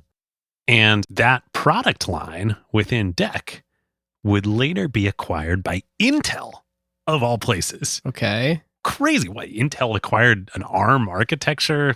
Right. Like Anyway. they're the x86. Yeah, they remarketed it as X-Scale. I think they ended up shutting it down. Huh. So a bunch of the core engineers on the team, like the DEC team that have been working with ARM from back in the day, and they're like, we just got acquired by Intel. What the hell? Like, screw this. We don't want to go work for Right. Intel. There's We're no ARM. interesting, flourishing alternative architectures at Intel. Yeah, we're ARM engineers. We're going to go start our own company. That's PA Semi? That's PA Semi. So the and legacy, of course, the underpinnings of all of Apple's chips today. Totally. So the lineage of all of Apple Silicon, probably the most valuable, defensible part of Apple today in terms of technology, was ARM and DEC to Intel to PA Semi to Apple. Whoa. That's wild. I don't think I ever knew that. So you can trace Apple Silicon all the way back to Apple. Yeah, because ARM was a JV with Apple, Crazy. with Intel and DEC in the middle. Wow. Okay, so back to TSMC. The short-term market is Morris basically begs all of his old colleagues in the US and European and Japanese semiconductor industries to just give the dregs to TSMC. And it really was the dregs. So here's Morris on what this was. The IDMs would let us manufacture their wafers only when they didn't have capacity or when they didn't want to manufacture the stuff themselves anymore. Now, when they didn't have the capacity and asked us to do the manufacturing, then as soon as they got the capacity, they would stop giving us orders. So it wasn't a stable market. When it wasn't actually a thing they wanted to outsource. They were just no, it's using just like them they didn't have the for capacity, available. so they needed some extra excess space. But then when they got the capacity online, they took it away. Right. And then the chips that they gave us that they didn't want to make anymore, well, the reason they didn't want to make it was losing money. So they basically were just transferring their losses on producing these chips Ugh. to TSMC. So how do they get out of this? So Morris continues, the conventional conclusion at the time was that there was no market. That's why the pure play foundry idea was so poorly thought of. What very few people saw, and I can't tell you that I saw, was the rise of the fabless industry. I only hoped for it. And then, as you said, but I had better reasons for hoping for it than the people at Intel, at TI, and Motorola, because I was now standing outside. When I was at TI and General Instrument, I saw a lot of these IC designers wanting to leave, start their own businesses, and the constraint was setting up their own fabs. So, yes, he saw that at TI, but remember, he had been considering becoming a VC instead of going over to E-Tree. Yep. So this is the ultimate end around. He becomes essentially like the world's best semiconductor VC. He takes an index out on the whole future innovation and entrepreneurship market in semiconductors by becoming the platform that they're going to build on instead of going and investing in them. He enables all of it. He's like the Y Combinator of semiconductors. Right. Or in many ways, the Tencent. Tencent, of course, also does direct investing, but the idea that you could get distribution through WeChat, it's kind of like, it's not distribution, but it is manufacturing. There is a thing that you have to raise 10 to 20% of the capital that you otherwise would have needed to raise if TSMC exists. Yep. And just like Don Valentine, kind of when he left to go join VC a generation earlier, and again, it's not VC, it's TSMC, it's building the platform, but Morris is a hero. So all these engineers, they all look up to him. And he knows a lot of them personally. The ones he doesn't know, who's not going to take a meeting with Morris Chang, right? He almost ran TI. Totally. He did all this amazing stuff. It's interesting because it's like with the incumbents, of course, because they had it in their DNA to be a manufacturer, of course they wanted to take the most profitable things and manufacture them in-house. But if you actually are betting on all these startups that will never develop DNA to be their own manufacturer, they never want to take that back. Yeah. And so Morris is now going out and evangelizing, and he's like, all these great designers, we're an option for you now. You want to leave, you want to start your own company, you don't need a fab. We'll be your fab. It takes a couple years. For a couple years, TSMC has to survive on the dregs from the IDMs, the big guys. But after a couple of years, these startups get going. Little companies like Qualcomm, Broadcom, Marvell, Nvidia, these are all started with TSMC. Nvidia was started in 1993, only ever raised $20 million. $20 million. And never opened their own fab. I believe 100% with TSMC. Wow. Well, maybe they have other foundries too, but the vast majority of their business, Jensen talks about this, Jensen Huang, it took him actually a little while to get on Morris's radar. But once he did, the vast majority of NVIDIA's chips, TSMC makes them. And NVIDIA is what, a $350, $400 billion market cap company now? It's wild. And only raised $20 million. It's like the AWS for chip companies. Never would have been possible before. Nope. So this is what's super cool. I don't think Morris saw this. This even exceeds his wildest dreams. He was hoping for this fabless market to take off, but this creates this insane flywheel for TSMC. So the fabless market starts to grow, which they're seeding and enabling it. As that happens, TSMC's revenue grows. And because they have 50% gross margins and 40% operating margins, they can take that profit and buy more advanced machinery, CapEx, and build more fabs, advance the level of their technology. Remember, they were starting from behind on technology. Within about 10 years, they catch up, and then they start to exceed everybody else. So as they push the manufacturing process technology forward, they're manufacturing better chips with smaller wave, process lengths. They're enabling their customers, which are the fabless companies, to get better and better performance. As they get better performance, the fabless companies can address more of the market and more use cases. So their existing customers get bigger and new fabless customers start. which gives them more revenue, which repeats the whole cycle. And, it goes slowly, like any flywheel. It takes a lot of effort and a lot of time to start turning it. But fast forward to now. So in the early 2000s, when TSMC finally caught up to the bleeding edge level of technology with other semiconductor companies, there were 22 companies that were at the leading edge. I think it was like, I don't know, let's call it 150 nanometer process or something like that at that point in time. 22, and TSMC finally broke into the pack. They were one of the 22.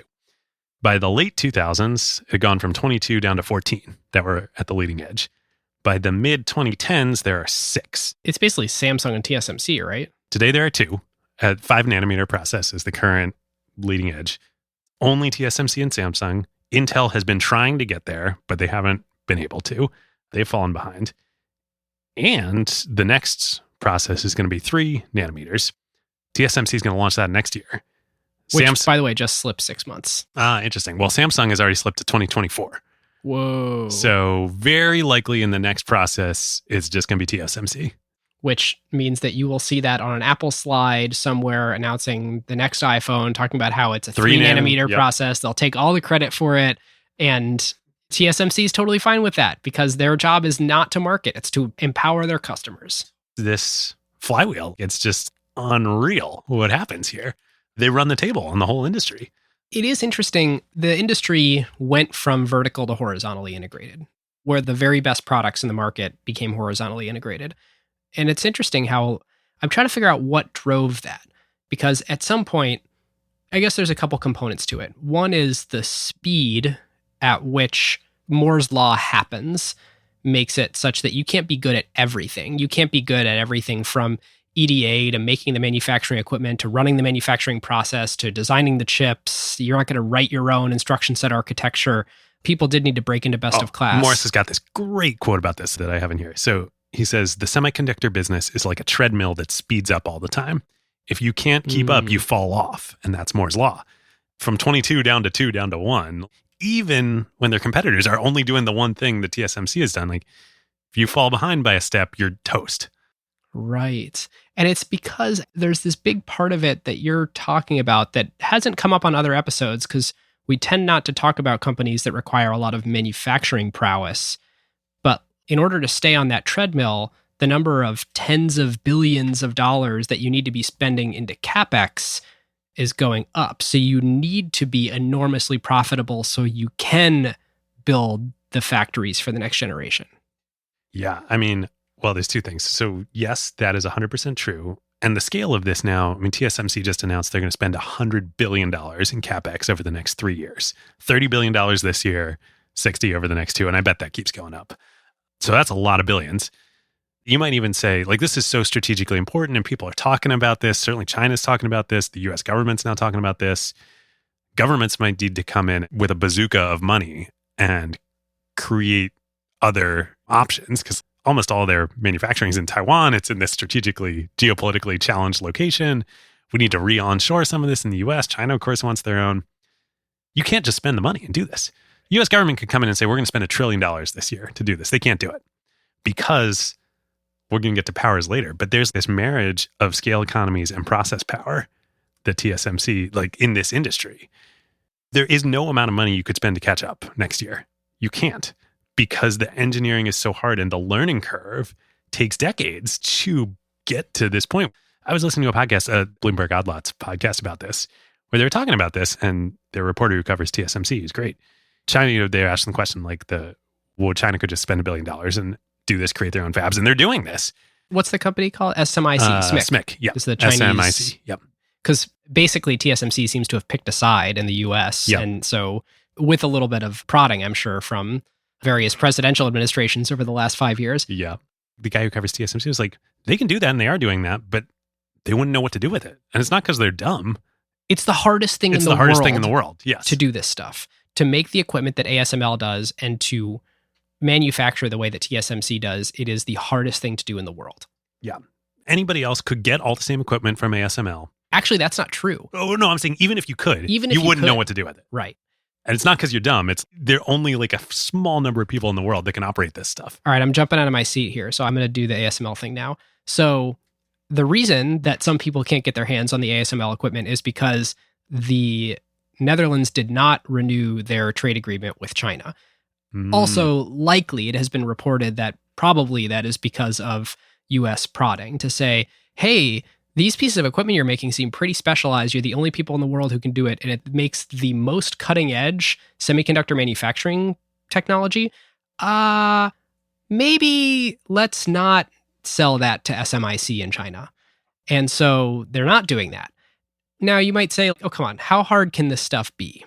Well, these machines... Tell us, Ben, what these machines do. Well, first of all, they cost $200 million for a machine that makes the chips, and that's going to go up to like $300 million. And by the way, on a lot of this, we have a lot of thank yous for John Bathgate and Britton Johns from the episode of The Knowledge Project that they went on to talk about a lot of this stuff. It takes 4 747s to ship one of these machines. So you buy one, your TSMC, you buy one and it arrives in, of course, the 747s. Then there's a crew of ASML employees on site, not only to assemble it, but then to help you run it. So like you mentioned, these companies are deeply integrated with each other to pull this off.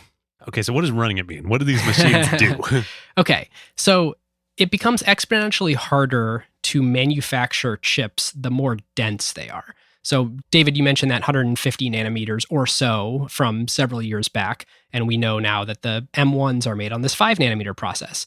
Well, the wavelength of white light, of regular light, is 193 nanometers. Ooh, that seems like a problem.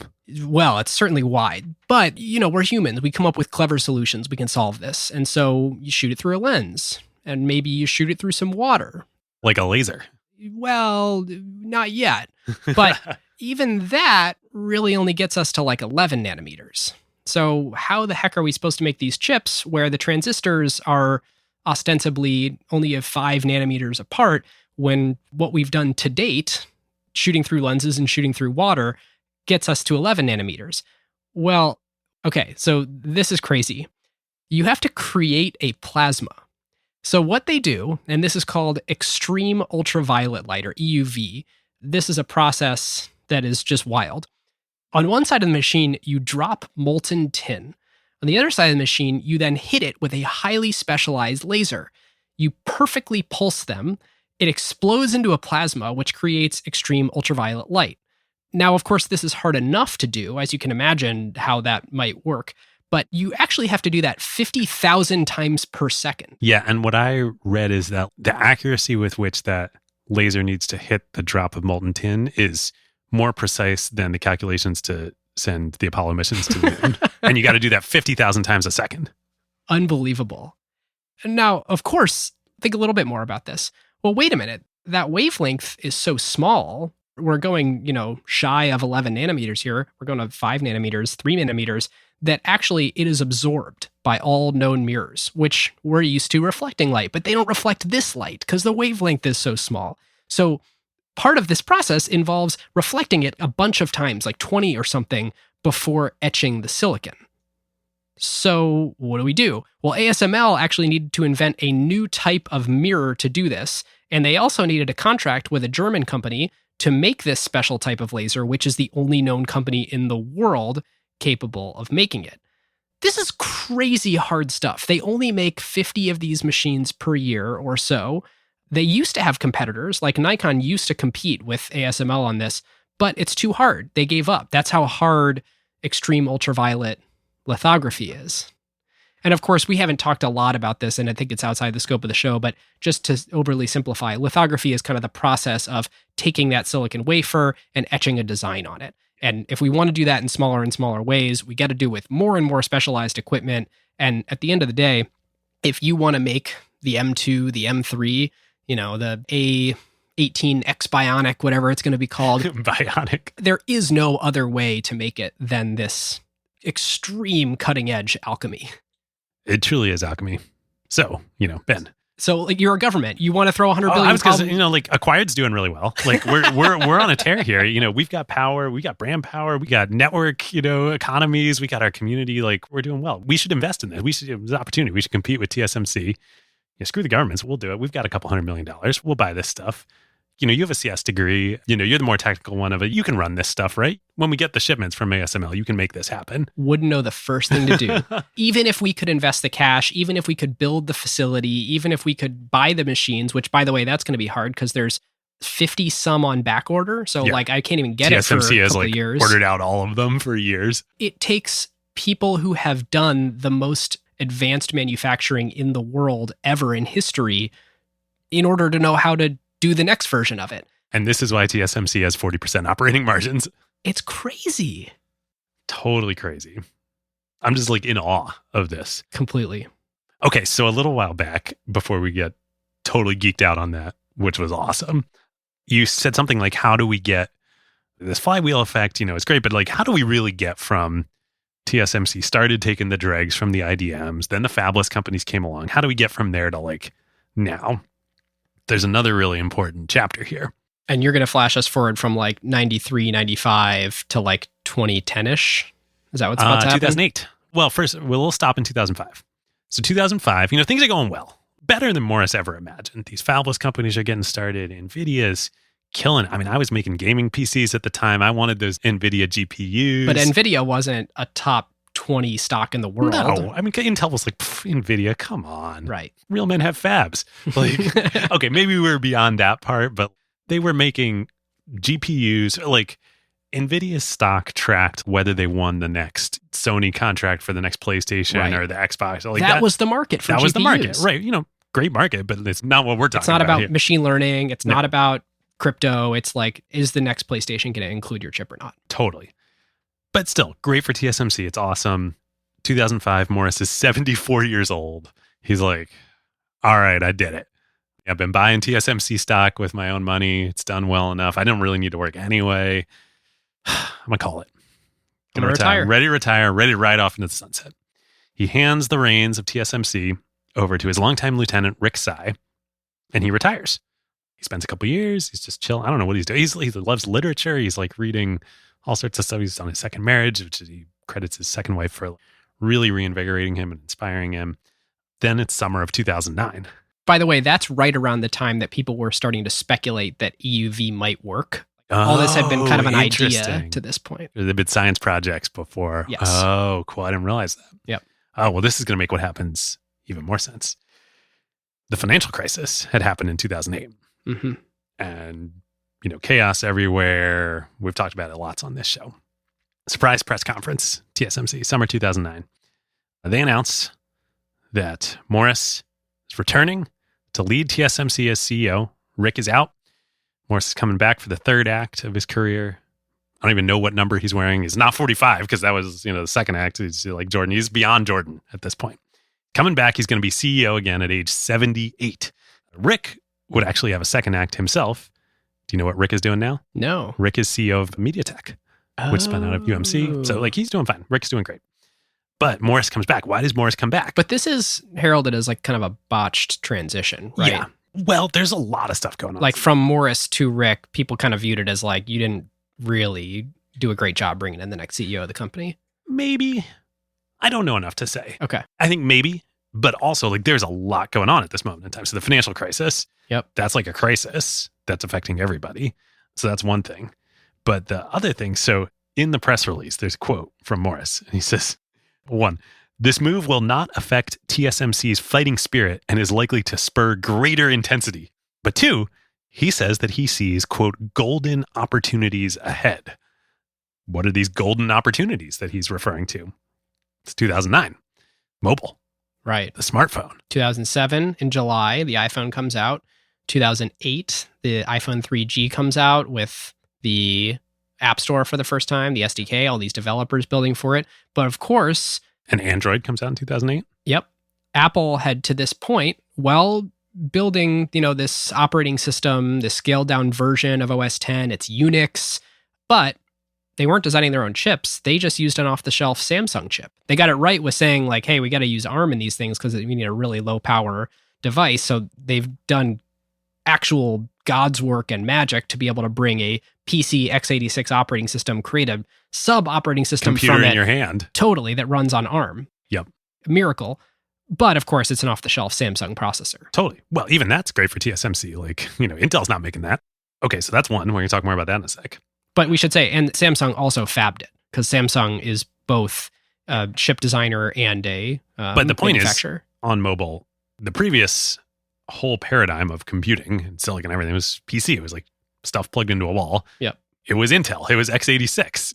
And like, yeah, TSMC could now access some of that because AMD went fabless, but come on. But now, all of the leading companies that are going to make silicon for design are ARM-based. ARM companies, Qualcomm, Broadcom, MediaTek, Apple. Who all are fabless. All are fabless. Okay, so that's a big opportunity. And guess who knows all of those people?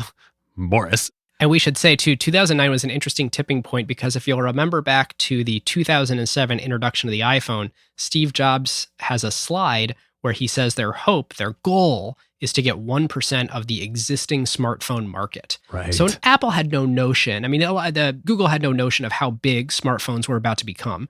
In 2009, we're starting to see, I think the iPhone 4 came out. We're starting to see a ton of different OEMs making Android phones.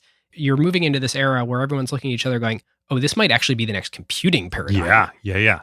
Well, that was half of the next computing paradigm. Remember back, and this is when I started in VC, there were two waves that everybody was talking about. Mobile and social? Mobile, and on the consumer side, everything's shifting to mobile. Mm-hmm. That was what happened. Bring your own device? Well, sort of, you're on the right track. What happened in the enterprise? The cloud. The cloud. Right. So you got mobile and you got cloud.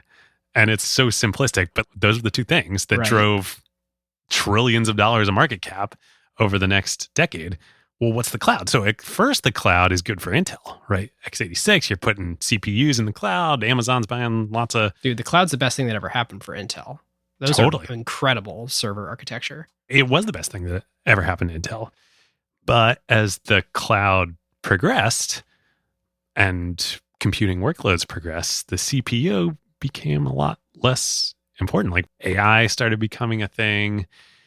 CPU, like, yeah, maybe you need some of that. Maybe you'll use Intel, maybe you'll use ARM, like whatever. But what really matters... Well, the majority of cloud workloads are still on CPUs today. Fine. But you're right, future looking. Why is Nvidia now a $304 billion market cap company? It's not because of the PlayStation. And it's bigger than Intel, right? And Nvidia's 2x Intel's market cap, something like that.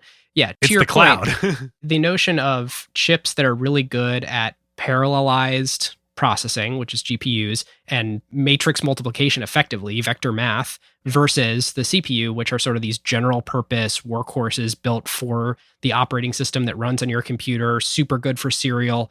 Of course, there's like multi-core, there's 64 cores on a CPU now, so they're good at parallelization too, but all this stuff, especially machine learning, is GPUs. It's GPUs and it's specialized, like the Tesla Dojo stuff. That's not x86. Oh, yeah. We're in this. I mean, the other thing that foundries enabled, the fabless era enabled, is the custom chip. Like everybody's building custom chips for all sorts of things. Yep. So you got these two big golden opportunities that are coming online. And Morris is like, I got this. And we should clarify too, I think Tesla uses Samsung. Oh, interesting. I didn't know that. TSMC, or at least for part of it. And I think they actually even fab their chips in Austin in the US. Really? Yeah. So I can't imagine that's going to last. This is like the beginning of the what everyone's sort of hoping for in the US is this return to American manufacturing of chips. They're going to have to go to TSMC though in the next generation because you want 3 nanometer. It depends. I mean, it depends what the workloads are. And if you need I guess so. It depends what you need. Well, anyway, point is, Intel's dominance is over. And the index on all that's going to take over is TSMC. Yep. And Morris, riding back in, he comes in, he gets these deals done. So like the Apple deal, 2012, Morris Chang, 78, 80 years old. And I think the Apple rep on that was Jeff Williams, the classic Tim Cook's Tim Cook. That's right. I think there was something where it was even like one went over to the other's house for dinner or something, and it was like a living room conversation to ink the deal for, hey, we bought this company, PA Semi. We've been designing our own chip architecture in-house. We're going to launch, I think it was the A4. Yeah, I think that was the first one. Yep. And it was Apple basically saying, we think a lot of people are going to buy a lot of iPhones in the future, and we are competing head-to-head with Samsung because they're a company that is not clear on strategy. They have a consumer angle here with the Galaxy phones. They think they're also kind of a foundry. And Jobs hated Samsung famously, right? What did he call them? He called them some derogatory term. Well, there's been a few interesting things. There was Steve Jobs saying he was going to wage thermonuclear war. That was on Google, right? I think that was Google. But he had some Samsung, they're just like copied, like something that like really put them in. It was about the lawsuits. It was like when they kept stealing Apple's designs. Yeah. And then there was something else where someone, this is later, but Tim Cook read the quote on stage about it being a toxic hell stew. Well, it doesn't get any better than that. No. But Bloomberg reported that it was a really big risk for both companies, both Apple and TSMC. Apple was relying on a company that was then seen as an also-ran. And the quote is, I think this is actually Jeff Williams, if we were to bet heavily on TSMC, there would be no backup plan. And for TSMC, it meant an initial investment of $9 billion. Fabs are expensive to build, and devoting 6,000 employees to building a dedicated plant for Apple in just 11 months. It took several years before it even began producing the chips. So that was in 2010. And then I think 2012 was the launch of the A4, designed by Apple, built on the PA Semi acquisition, and of course, fabbed by TSMC. And I think it wasn't until the iPhone 6, which was what, 2014, 2013, something like that? That they were solely TSMC? I think so. And that was like the huge hit product. Because remember, the 6 was when they first increased the screen size. And those things flew off the shelves. I'm pretty sure some iPhones had Samsung fabbed A4s and 5s in them, and some had TSMC fabbed ones. But I think by the 6, all iPhones were huge winners, but I think the 6 was like mega winner. And I think that was all TSMC. Huh. $9 billion of manufacturing capacity just for a deal with one company paid off. That was a bet the farm deal. And kind of like something only Morris could do. Totally. Right. I mean, it really speaks to founder gravitas. Yeah. Even if he had no equity as a founder. No equity that he didn't buy. So after getting that deal done in 2013, Morris steps down as CEO again, but he stays on as chairman. And then finally, once it all plays out and TSMC is on top, in June of 2018, Morris retires, presumably for real. He even stepped down from the chairman role this time. Fully retires from chairman at age 86. Oh my God. Crazy. Wow. So that was 2018. So, I mean, let's talk about now. So 2020, TSMC, we alluded to this, operating profit of $20 billion on $48 billion of revenue. They took 17 of the $20 billion in operating profit and plowed it all back into CapEx last year in 2020. Beginning of this year, January 2021, they give guidance that they will raise CapEx from 17 last year in 2020 to 25 to 28 billion in 2021. In April of this year, 2021, they raised it again to 30 billion forecast for the year and 100 billion over the next 3 years. That's like the real shot across the bow that everybody wakes up, the financial markets wake up and they're like, holy crap, TSMC has cornered the market. Even Samsung's not going to be able to keep up with this. It's wild. All right, listeners. Now is a great time to thank our longtime friend of the show, ServiceNow. If you are running a large enterprise, AI agents are likely spread across every team, and deploying them is no longer the hard part. Yeah. The hard part is knowing what permissions they have, what employees are using them for, or what decisions AI is making. AI security for an enterprise at scale is not a small concern. Like, the risks are real. Exactly. And the challenge with AI is governing it, securing it, measuring it, and making sure that it actually delivers value. That is why ServiceNow built the AI Control Tower. Yep. AI Control Tower gives enterprises a single place to see, manage, govern, and optimize AI across the entire business. And it works with any AI, not just theirs. Every device on your network, every permission across every system, every AI agent visible and secure in one place. And ServiceNow can do this because they've spent more than 20 years building the operational backbone of the enterprise, the workflows, governance, approvals, security controls, and institutional knowledge that power how work actually gets done across IT, HR, customer service, finance, and security. ServiceNow already runs more than 100 billion workflows annually and trillions of transactions for more than 85% of the Fortune 500. So when companies need a place to govern AI at enterprise scale, they're building on a platform at the center of how their business already operates. And in a future that isn't going to be one AI, it's going to be thousands of AI agents working across every function of the company. But the question is, who's managing them all? So if you're trying to turn AI ambition into real business outcomes and make it work safely, securely, at scale, go check out servicenow.com/acquired and tell them that Ben and David sent you. So more on today, David. Yeah. TSMC today. Well, okay. So speaking of data, I think this is the data point that really kind of says everything. So since the first IPO in Taiwan in 1994, TSMC has had compound annual revenue growth of 17.4% for 27 years. Revenue growth. 17.4% compounded for 27 years. Now, the IRR, the equivalent on valuation on market cap, so it was 4 billion market cap at the Taiwan IPO in 1994. Today it is 550 billion. So that is a 19.9% IRR starting from a $4 billion base over the last 27 years. So 20% IRR over 27 years. Incredible by any means. Starting from a $4 billion base, it is now currently, as we record, the 9th most valuable company in the world. And I think other than Saudi Aramco, it is the only company in the top 10 that we haven't done on acquired. Ooh, interesting. Yeah, the U.S. oil companies are no longer Correct in the top 10. But Berkshire That might be is foreshadowing some future episodes this season. Ooh. I mean, they're in hallowed grounds at this point. The other thing, that just talking about financials today, so crazy that they grew 31% in revenue from 2019 to 2020. They doubled their CAGR from 2019 to 2020. Yeah, it's nuts. Talk about accelerating growth. Okay, so in 2020, their adjusted net income was $17 billion. How are they going to go spend $100 billion over 3 years? Is that going to be out of profits of each of those years, or do you think they're doing some kind of financing? I don't know. I actually don't know if they've done any financing. I'm quite confident they'll make enough profit to fund it organically because big news just in the past week. They started this a little earlier in the year, but now they're really doing it. They're getting away from Morris's second big innovation of reducing prices. In fact, I think they're going to raise prices, prices this year by 20%. So the first announcement a couple months ago was they're not going to cut prices.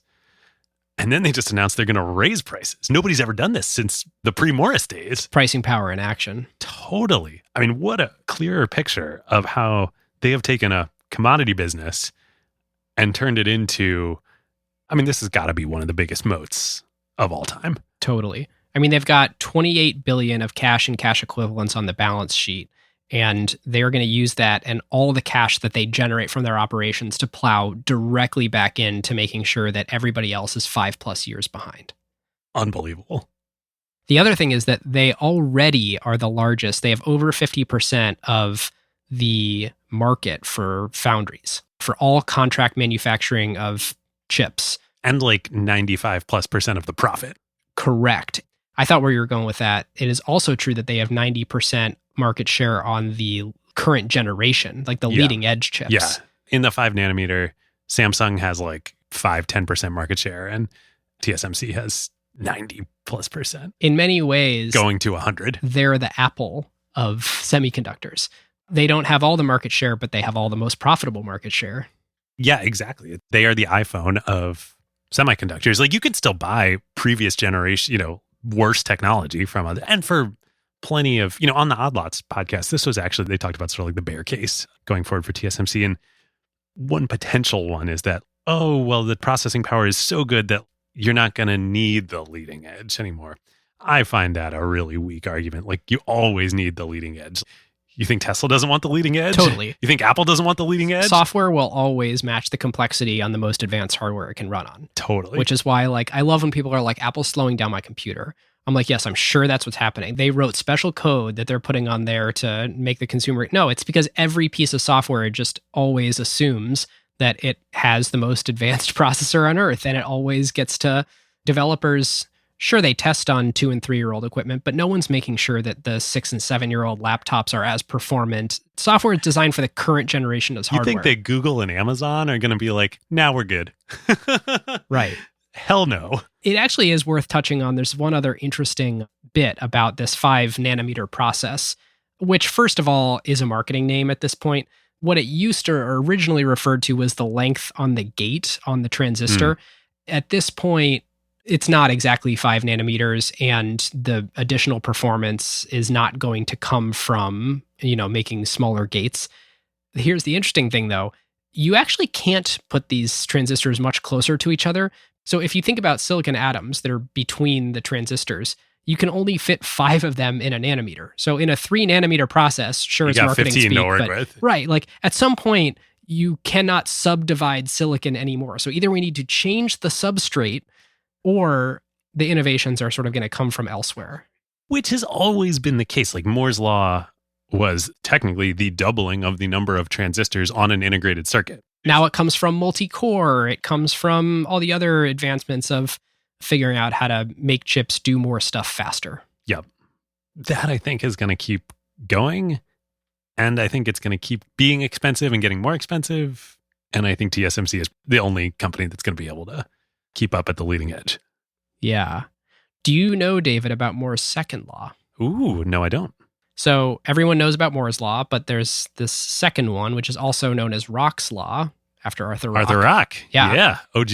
It states that the cost of a semiconductor chip fabrication plant doubles every 4 years. So with fabs today costing $15-20 billion, I don't know that that's proven exactly true, but it's certainly... Well, shoot, if we just look at TSMC's CapEx forecasting, they're going from 17 to 30 to 60 over 2 years. So that's way faster than 4 years. So the interesting thing is when you combine these two things, the Moore's law and Moore's second law, it implies that the leading company, the most profitable company, will become a monopoly. Winner take all. There you go. And it's fascinating that both of these things, these laws aren't actually in conflict, because Moore's law is about, effectively, when you really look at it from a financial perspective, operating expenses when producing at scale. And Rock's law is about the upfront capital expenditures to enable all that production. So it's everything we talk about on the show. It's being able to pile investment into fixed cost as much as possible at huge scale in order to realize the benefits of making as many of the thing as humanly possible at global scale. And TSMC, interestingly, is the most perfect example of this. And I say interestingly because we almost always talk about operating leverage and scale in the context of software on the internet. This is how venture capital started, because actually manufacturing chips, the operating leverage that comes from huge amount of fixed costs into foundries to make chips and then hopefully be very profitable, 50% gross margin on those chips. Venture capital financing was built for that, for semiconductors. And it just so happened to work just as well or even better with software on the internet. Even better in the notion that gross margins of software can be 80 to 90%, not 50%. But I would back that down because it doesn't have the sort of moat defensibility characteristics that being able to plow your CapEx into manufacturing capability does. Yeah. Should we do power now? Absolutely. Let's do it. Let's do it. So for folks new to the show, this is one of the discussion topics we do for every episode is we go through Hamilton Helmer's excellent 7 powers. The best business theory book. Totally. We've had Hamilton on the show. He's amazing. Go read the book if you haven't. He identifies 7 powers, essentially sources of defensibility, which he defines as long-term differential profit margins versus your competitors, as we've been talking about on the whole show. Yep. The 7 that he identifies are counter-positioning, scale economies, switching costs, network economies, process power, branding, and cornered resources. And we almost always talk about network economies. We talk about counter-positioning on this show. Sometimes we talk about branding. Sometimes we talk about branding. I think we're talking about none of those this time. Yeah, we sometimes talk about scale economies, which we're going to definitely talk about here, but I think we're going to have our first process power if I'm going to forecast. But let's go down the list. Counter positioning. I mean, like maybe you could. When they were starting, and in particular, would the incumbents have started with the exact business model? No, because their profit center was the integration, all the margin you get of integrating design and manufacturing. And by saying, nope, we're going to be a pure play manufacturer, TSMC theoretically was saying, no, we're going to take less gross margin and we're just going to make it up in volume. I'm actually not sure it played out that way. I think they have more. Do you know what Intel's gross margins are? I actually don't know. I would suspect they're higher, but I don't know. Right. Yeah, there was counter positioning here. I don't think I said this when we were going through it, but before TSMC and the pure play foundry model, if you were either a fabless company, one of the very, very few, or you were another IDM and you were trying to get some excess capacity, rent it from another IDM, most of the IDMs will be like, okay, you strong arm them, you got a great strategic relationship, they'll give you some capacity. But they also demanded the right to market your products under their brand too. So like, which obviously TSMC wasn't going to. So yeah, there was counter positioning. Like the IDMs, there's no way they were going to do what TSMC was going to do. Right. Huh. Okay. Scale economies. Absolutely. That is the biggest, if it's one of the top two with process power. Yep. In my opinion. Switching costs. Well, it's funny. Now there are huge switching. You can't switch off TSMC. No, unless you're going to stop being on the leading edge. If you're going to change from being a phone company to an automotive company, you can switch off of them. Well, I think it's even deeper than that. Again, we haven't gone, listeners probably think we've gone deep technically on this episode. We haven't even scratched the surface. Totally. But yes, if you want the leading edge, now you got to be TSMC. But you got to be so integrated with TSMC to do this. Say you want to switch to Global Foundries or, one of the other competitors out there, of which there are a few. You can't just call up Global Foundries and be like, hey, I'm porting over. Expect my business on Monday. Right. It takes years. Yeah. Because you're so deeply integrated with the process. Yeah. So yeah, big switching costs. Network economies, it's not really worth talking about. Not in the traditional sense. This is not Facebook here. And certainly none of TSMC's customers really benefit from other customers being on it. No, I do think there actually is. I don't think Hamilton captures this in his 7 Powers, and I don't know if he would consider this one, but there is like an ecosystem aspect here because the EDM companies and the IP companies are so deeply integrated with TSMC. If you want to be using ARM, for instance, or, they're kind of the best integrated with. Now, I don't think that's network economies. That is kind of like this ecosystem thing. TSMC actually has a name for this. They call it like the Open Innovation something or other. It's some corporate name, but it means this. I do wonder if it's actually worse for a lot of people that Apple is a TSMC customer because who else has access to the 5 nanometer process right now? They're going to take as much as they can. Right. Yeah. Good point. Process power. Yes. I think finally other got than one. Pixar, this is the first time we've really, although we weren't doing 7 Powers during. Yeah.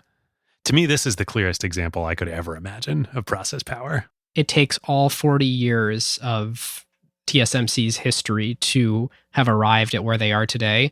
And even if 10 people left and tried to start the next TSMC, to be able to create what they've created at this point from scratch, virtually impossible. All of their IP, all of their, people, all of their know-how, all of their relationships with ASML and the like. Yeah, no amount of money can replicate it. I think the only thing that will unseat TSMC is a complete paradigm shift. Yeah. Something where, like what mobile did to desktop, if there's something where the compute required in the future is unable to be provided by anything that TSMC is good at today. If all the crazy laser molten tin ASML stuff we were talking about, if all of a sudden there's discovered a new, either different quantum or way computing, cheaper way, quantum computing, way to it. do this, then that kind of could reset the playing field. Yeah, totally.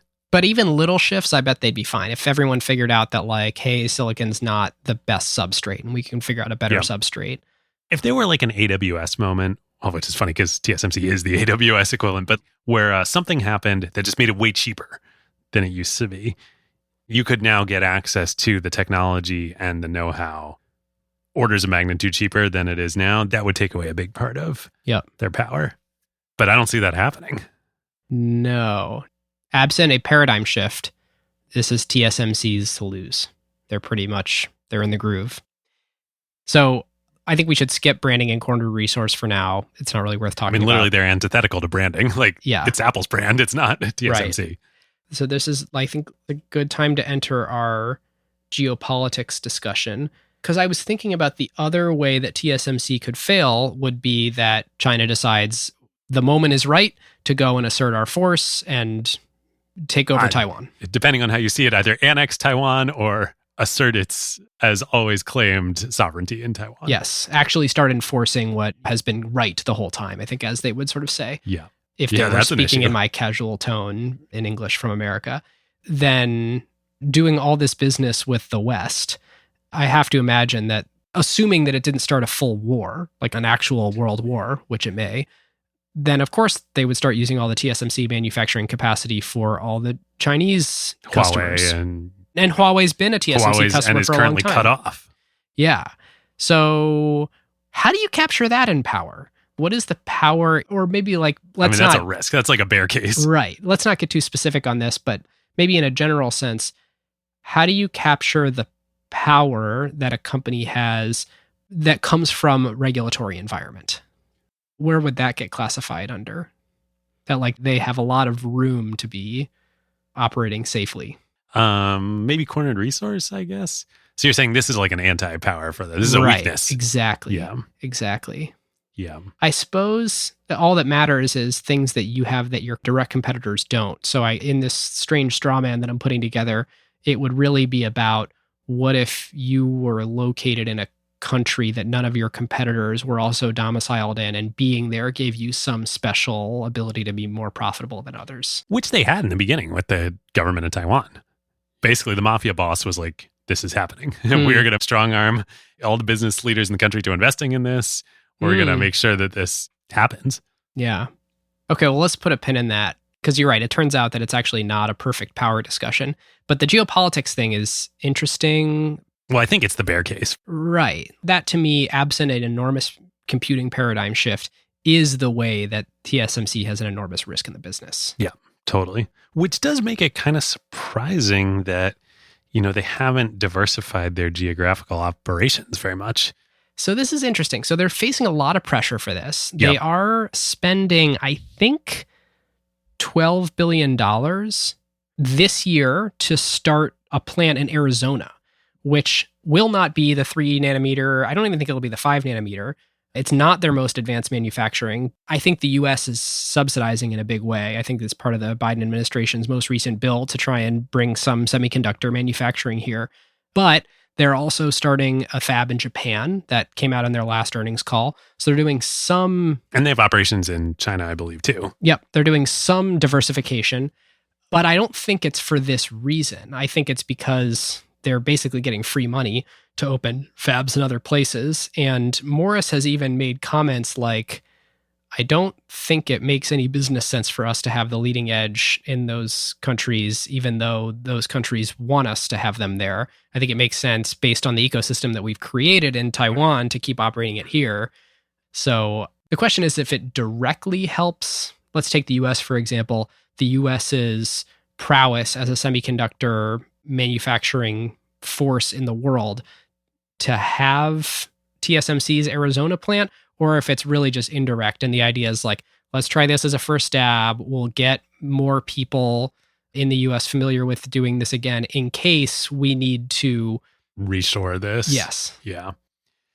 I mean, this is a scary, scary future to contemplate, and I hope to God it doesn't happen. But really the thought exercise here is, what would happen if China annexes Taiwan tomorrow? Which is scary for a number of reasons, the smallest of which is this corporate takeover. It's scary for a lot of people, their lives. Yeah, scary, but I wouldn't say it's the smallest. Everything. Imagine if we didn't have access to leading edge semiconductors. Yeah. That's everything. What part of our lives do not run on semiconductors? Ford can't make F-150s right now. Basically, all of our technological progress would stop. Yeah, you're right. So I think the question is, and I don't know enough to answer this, what would happen? Would it be possible to airlift the process power that TSMC has physically out of Taiwan to somewhere else? You get all the people, ASML now sends the stuff somewhere else, you airlift everybody out, there's an evacuation. Does the process power come with it or not? I don't know. That's a good question. I mean, if the Toyota production system is an example where Toyota tried to, there was that factory, that joint venture with, was it GM? Yeah, the NUMMI plant that's now the Tesla plant in Fremont. With Toyota trying to replicate their process somewhere else, didn't work. Now, it wasn't under threat of war. Right, this one would need to. It's actually a good question. If you think about the US's strategic defensive weaknesses, what's more important, having onshore semiconductor capability to continue to advance technology in the nation, or Boeing, our ability to build, which we've always held up as this example of the US needs that to stay US owned, to stay operating, to stay profitable, to stay prosperous, because it is a matter of the US way of life that we're able to protect. Well, Boeing needs semiconductors. That's a great point. So we're now outside our depth, but is it actually more important to have cutting edge semiconductor capability here than airplanes or any of the other sort of defense supply chain?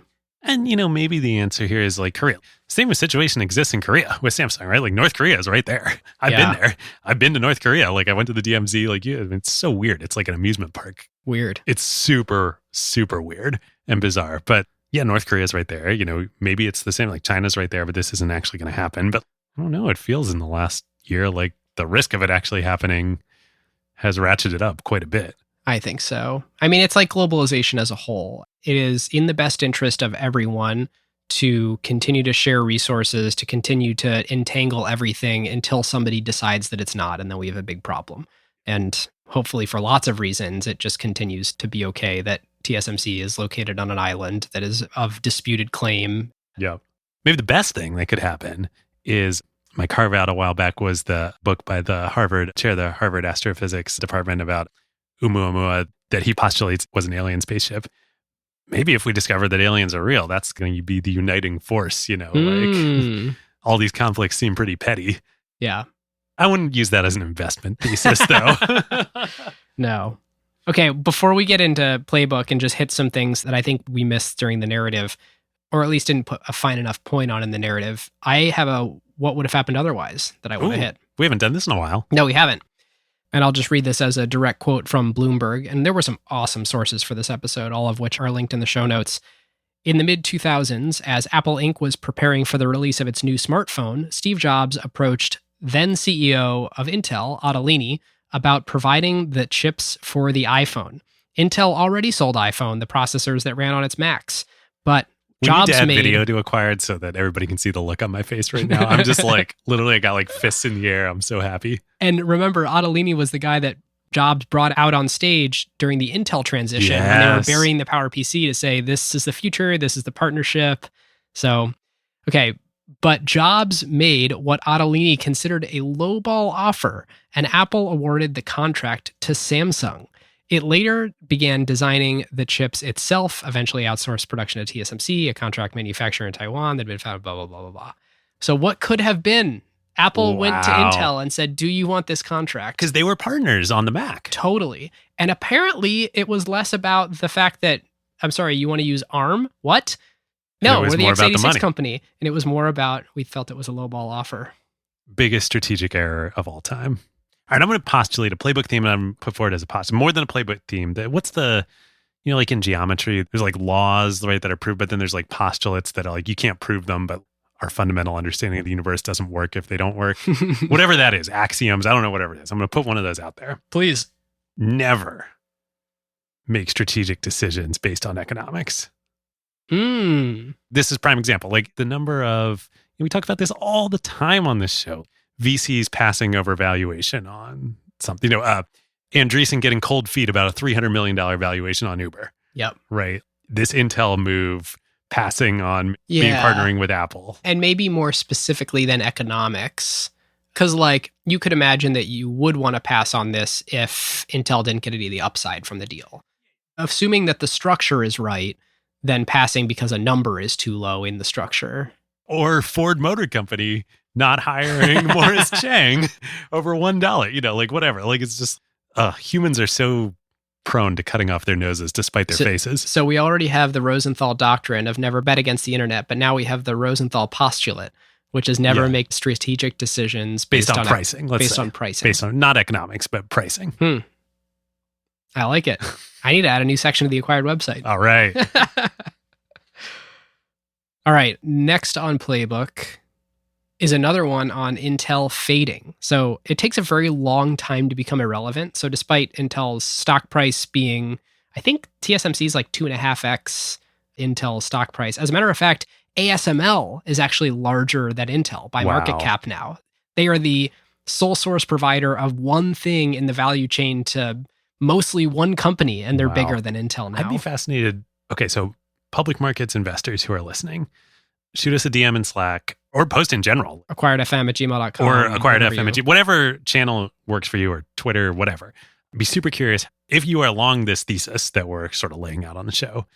How are you playing it between TSMC and ASML? which is now Europe's most valuable company. Right.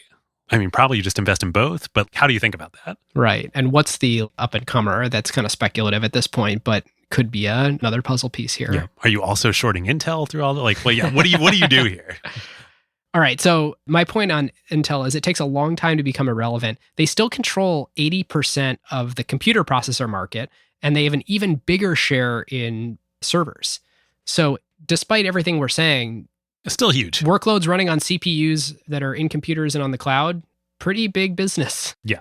The majority of workloads that are happening in the cloud is not Tesla Dojo. It's, I don't know, some company that's not a tech company somewhere in the world running their Outlook server on Office 365. Absolutely. Doesn't need 5 nanometer process. Two other Intel things. One is that indecision has been very tough on the company. Bob Swan, who was the former CEO, started to prepare to outsource manufacturing of Intel designed chips to TSMC. Whoa. Like that, I think even wow. like 2 years ago, this was the plan. They finally decided, throwing in the towel, Intel Real men was the don't need greatest fabs. chip manufacturing company in the world. Real But men are sensitive. They talk about their feelings. Bob Swan is no longer the CEO of Intel. And now, in a complete reversal, their new CEO, Pat Gelsinger, wants to turn Intel into a foundry themselves by which other fabless companies can contract with Intel to build. Maybe that's right, but if so, they got to figure out, and I think they're thinking about this the right way because they said it's going to be a fully separate autonomous division. They got to run that like a completely separate independent company of the rest of Intel. And if so, I don't actually know why Intel owns it. Yeah, I mean, well, let's look at AMD here, right? They did this. They spun out their manufacturing into Global Foundries. Which has been good for Global Foundries and AMD. Like Yep, Global Foundries is getting ready to IPO. Yep. Yeah, that's probably the right strategic decision, but it's not going so well. I mean, like, it's going fine. It's not TSMC. Right. It's going better probably than if they had not done that, but they're not a winner here. Like, TSMC is the winner. Yeah. I guess the playbook theme there is indecision is paralyzing. I mean, this company has spun its wheels one direction or the other, and all it's done is make itself deeper in the mud. I just looked up. I was trying to remember this. Gelsinger was the VMware CEO. He started his career at Intel and then EMC, and then EMC owned the majority of VMware, and then he became the CEO of VMware. Yeah, and he was the outside candidate to replace Ballmer as Microsoft CEO. No way. Yeah. Huh. I hear he's really revered in the organization, that people think he's really gonna make some good change there. We'll see.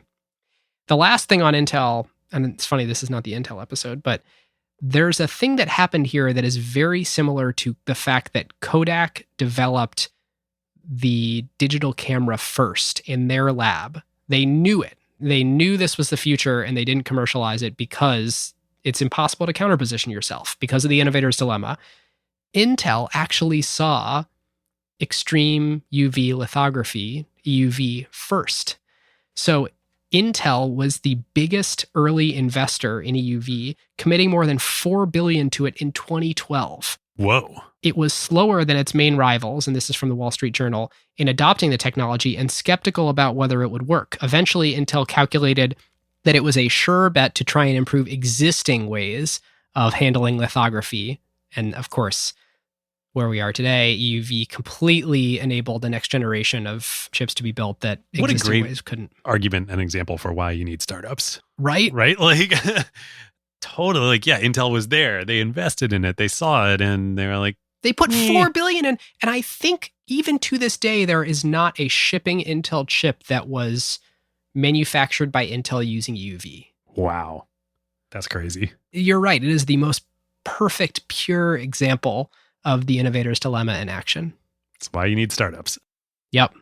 All right. My next one is that if you're only looking at the outcomes that happened, you cannot reverse engineer what the probability that it would happen is. And this is a very abstract way of me saying the strategy of if you build it, they will come that Morris implemented is a bad strategy. And it also worked. Right. Like if I mean, this is something's what low Sequoia and Don probability, Valentine hated. They would never invest in developing a market. That was like rule number one. We invest when the market already exists, not when we need to develop it. and this is like the classic problem. This is the knock up here in Seattle. There's a lot of people spinning out of Microsoft, starting companies. Classically, people coming out of Microsoft would always want to build platforms because Microsoft was the platform company, and they would always have too small of an understanding of the market of people that wanted that platform today, and they assumed if you build it, they would come. Morris was that exact problem. And yet, if something is going to be true 10% of the time and fail 90% of the time, 1 out of 10 times it's going to work. And it may have been the case. I guess what I'm saying here is if you're starting a startup, it's impossible to know if this was actually a good strategy or if it was a bad strategy that probabilistically just happened to work. I mean, this is the thing about startups, right? Is there are all these rules, but they can all be broken. There is no formula. Yep, totally. All right, other playbook themes? I just have one more that, again, we talked about a bunch in the episode, but I want to highlight and actually add one spin on here. You know, the Jeff Bezos quote about AWS. As a startup, anything that doesn't make your beer taste better, the analogy back to German beer factories and outsourcing electricity generation. Outsource things that aren't your core competency. Right. Focus on what makes the beer, your beer, whatever that is, proverbially, taste better. And everything that is not that, like finance and accounting, outsource, etc. Double underscore that. But, you know, like this is obvious, so obvious, but obviously Bezos didn't say it directly. And thus, I think we don't highlight it enough. The counterpoint to that is anytime you see something that lots of people, lots of companies are doing that is not making their beer taste better, that is a massive opportunity to go build a platform company. Yeah. That is how you build a platform company. All right, listeners, now is a great time to talk about one of our favorite companies, Statsig. Yes, long-time acquired partner. There is a reason why the best product teams at companies like OpenAI and Notion, Atlassian, Figma, Rippling, Brex, and more rely on Statsig, whether they are iterating on their core product features or shipping AI-powered experiences at scale. Yep. In the crazy speed of today's AI world, shipping fast is just table stakes now. It's basically trivial to build and deploy your app constantly. The real advantage is how quickly you learn what changes actually created value for customers and how fast you can use that signal to guide what you ship next. Whether it's a feature tweak, a pricing change, a performance improvement, or an AI update like a model change or prompt adjustment, they're not relying on instinct. They're measuring what actually moved engagement, retention, and ultimately revenue. And as more teams build with AI, that learning loop becomes even more important. Building with LLMs introduces non-determinism into your product experience. The same input doesn't always produce the same output, and behavior can shift in subtle ways in real-world use. So doing offline evals will give you part of the picture, but you can really only understand the impact once your product is live with real users, and then you can measure how their behavior actually changes. It's very different than the way that you would ship features in a pre-AI world where you knew exactly what the software was going to do in production. Yeah, exactly. So this is where Statsig comes in. It brings experimentation, feature flags, and product analytics into one unified system so teams can ship safely, test rigorously, and directly link what they changed to how users actually behaved. The result is a tighter feedback loop and learning that compounds over time, so you don't just ship more, you ship better. So if you want to make learning your competitive advantage, whether you're building new AI experiences or just evolving your existing core product, go to statsig.com/acquired to get started. Grading? All right, so we were thinking for grading. Look, we could grade like, I don't know, Taiwan's decision to do this. To own 50% of the company at the outset? Whatever, like, A plus, not interesting. So we had the thought, experiment, we'll try this for this episode. Rather than like letter grading this, we'll ask a question. Where does TSMC belong in the pantheon of great technology companies of all time? Is it FANG level? Is it like top 5? Is it top 10? Is it like top 20? Like, where is this? What is the right context in which we should be placing TSMC, this whole story, the company, the power, all of it? So interesting, because it really does raise this question of value chain.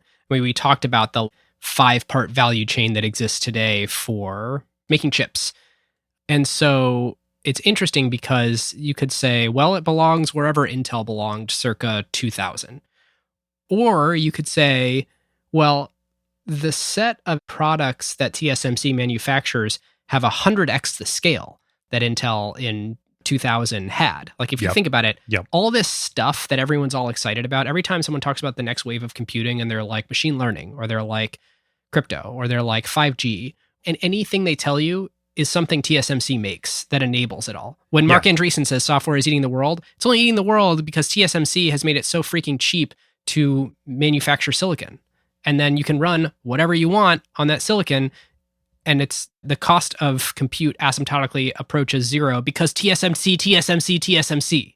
So how much do we ascribe to them versus ASML? How much do we ascribe to them versus the entire landscape of talented chip designers out there, including the like 600 chip designers at Apple working on the Apple silicon? Is hard to disambiguate that. So where does it belong? I mean, it's probably the most successful and important B2B hardware company of all time. I think we can safely say at this point, it surpasses Intel. I mean, gosh, right? Like, that's a big statement to say, right? Like Intel, Silicon Valley, the traders say like all of it, Moore's Law. But in compounding, all the value shows up at the end. Yep. So it is true that the value that TSMC will create in the world over the next year, 2 years, 3 years is probably more than the entire silicon industry leading up to this point combined. I mean, hell, they grew 30% last year at like an already unimaginable scale. Right. Like Intel's not doing that. Right. Okay, I think we can say it's above Intel. I probably wouldn't say it is above Facebook, Amazon, Apple, Microsoft, Google in terms of pure value creation in the world. I mean, devil's advocate, you could argue that none of the innovative things those companies are doing now happens without TSMC. Yeah, unless the foundry model and the fabless model was inevitable. Yeah, maybe somebody else would have done it. Yeah, maybe. But they didn't. They didn't. And Morris did. I mean, gosh, the thing that is really just beating me over the head in this episode, we've probably beaten all of you over the head with, or at least I have, is, look, there's the geopolitical risk with being in Taiwan. Other than that, I don't know that there is a stronger moat that any company has in the entire world than TSMC. Compare it to all the FANG companies and Microsoft. Those are very, very strong moats. But we've seen all of those, they've changed. They're new companies, they've emerged, Microsoft fell and then now it came back with new strategy, and Facebook's not that old and Google's not that old. TSMC is impenetrable. Yeah, their business model and the costs required to compete are such that they have... It's like bulletproof. It's everything but bulletproof. Yeah, totally. Sadly, yeah. So, I don't know, maybe we're exaggerating because we're like so deep in it. Like we always go native on these episodes. Right. The only way it could be more valuable is if the company had an army. It's like if people talk about the US dollar is backed up by the full faith of the US government, which implies guns. Yep. And so it's only because everybody's currently playing by the rules that any business gets to stay in business. And so this one just happens to be a little bit more at risk than other ones. All right. So I think we can safely say top 10. I think the question is it top 5? Well, defensible is an interesting question. So in 30 years, will TSMC be a huge company? Well, they've got this dynamic going right now with this flywheel where like structurally nobody can catch them. Something unforeseen has to change. But something unforeseen will change because it always changes. Right. Yes. True. Who's had the most similar dynamic in the past Standard Oil. Either been successful or unsuccessful. Standard Oil is a good one. I mean, that's very different style, but same sort of dynamic with Standard Oil, right? Was they crowded out structurally how they were set up. Nobody else could compete. And the Right. rich kept getting richer. And they kind of still exist. That's the best. That is the best part. They kind Yeah. of still exist. Yeah. All right. I'm with you. I'll go top 10, but probably not top 5. What I'm wrestling with is how much of it is just marketing. And I don't mean marketing in a bad way, but intentionally TSMC rides under the radar. They intentionally have no brand. Right. The brand is the customers. They want the customers to succeed. So we don't hear all the time about them like we do the FANG companies. Yeah, we will start to. I think anybody who tunes into this episode probably saw the name of the episode and then thought, I should tune into that because I've seen more about this thing recently should that learn I about previously this. didn't know about. Kind of like we did when we were like, we should do this episode. It's finally time. Yeah. Yeah. All right. Well, that's where I want to leave it. All right. Well, I'll put a stake in the ground. I'm going to say, I think I'm with you. Top 10, not top 5 yet, but maybe we need to revisit this. I will definitely say it's the most successful B2B hardware company ever. And the question is it the most successful B2B company ever? I'd say it's probably just competing with Microsoft there. Yeah. I mean, and again, maybe even like across all industries, right? Like look at, shoot, semiconductors run everything Yeah. and they run semiconductors. Semiconductors are the new oil, David. Okay. Enough. right. Enough. We got to bring this one home. Carve outs. Carve outs. Let's do it. I've got 2. Jenny and I were just down in Santa Barbara for a couple of weeks, rented an Airbnb down there. It was so great. We did that last year. Hopefully this becomes an annual thing in the summer. Yeah. Just escape the freezing San Francisco summers. So while we were down, we don't watch a lot of TV usually, but it was like change of scene, summertime in a new place. We're like, all right, we'll watch some TV together at night. So this is like, for the percentage of you out there who are living under a rock like me with TV, we've watched now most of Ted Lasso season 1 because we heard season 2 was terrible, but that made me think, well, It was terrible. It is terrible. But season 1's great. that made me think, oh, if people are this upset about season 2, Yeah. that means season 1 was really good. It's so good. If you haven't watched it, we're on episode 8 now. So we're welcome to the quite club. done. So good. Love it. And then the other TV show we watched, this was Jenny's suggestion, old school throwback show called Greek, which aired in the mid 2000s and is about Oh, yeah. Greek like sorority and fraternity life yeah, at yeah. a fictional university. And like, it's just so good. It's like one of those heartwarming period pieces, but it was right from like when we were in college. So like, yeah, it's fun. Nice. All right. David watching TV. Who knows what could change in the world? Right. Maybe TSMC's mode isn't as deep as we thought. All right. Well, mine is a book that has been recommended to me for 2 or 3 years now, and I finally got around to reading, and it was awesome. It's called Who is Michael Ovitz? And if you've read Shoe Dog and you've read The Ride of a Lifetime and you've read, what's the Ford one? An American Icon, these iconoclastic Yeah. What's there's a CEO, Sam Walton founder, one, business Built in books. America, I think. Yes. Yeah. This one needs to be on your list, especially if you've enjoyed any movies or TV shows that were put together in the last, well, let's be specific. Or From- our 2-part Andreessen Horowitz series. Totally. From like 1975 to 2000, Michael Ovitz put everything together. And it is this wonderfully written book about an unbelievable business story, the strategy behind it, the way that with Creative Artists Agency, they just completely upended the entire industry in Hollywood and did it really without ever talking to the press. And were very tight-lipped about it. For some Hollywood outsider, I found the book really wonderful, really compelling. I also think I previously had only read The Ride of a Lifetime and watched the Disney Plus special about sort of the history of Disney and Disneyland. I had a one-sided view of Michael based on just his short The Disney tenure at Disney. situation, yeah. Yeah, I was going to say, yeah, what a great connection with, Acquired and Disney and totally. Iger. And what kicked it off was doing the Andreessen episodes and, hearing about how they base it on CAA. So especially if you like those episodes, or if you like the Disney episodes, or if you're a movie fan, or if you like these classic CEO business stories, Who is Michael Ovitz was just an awesome read. So cool. Well, and like all the media that we grew up on, probably even more so because we were kids, but it was the adult movies and the kids movies too. But when you're a kid and like the adult movie that you really want to see, but Totally. like, you're too young to see. And just all these such classics like Goodfellas, like that was just my previous Carve Out, or Jurassic Park, Yeah. or just everything that they packaged. It's cool to hear how it came to be. Super cool. I don't think we told you at the beginning, but you can join our Slack, acquired.fm/Slack. Come hang out with other talented, smart, good-looking people like yourselves. And with that, listeners, feel free to share the show with a friend. Shout it from the social media hilltops. Yeah. You always say, sometimes you say, but I'll chime in here too. Like, seriously, it's funny. Podcasting is this weird thing, right? There's no viral loop. It's not like, you can share it. Please, share it from social media. We love that. That's great. If you love this episode, you think it's interesting, you think what we do is cool here. But really the way this goes is word of mouth. That is it. People tell their friends, they listen to this episode, they thought it was cool. They think that their friends would really enjoy, learn from listening to this too. So share a thing you liked, share a thing you disagree with us on, whatever it is. If you feel that way, please do that. If you don't feel that way, get in touch with us and tell us why. All right, listeners, we will see you next time. We'll see you next time. Who got the truth? Is it you? Is it you? Is it you? Who got the truth now?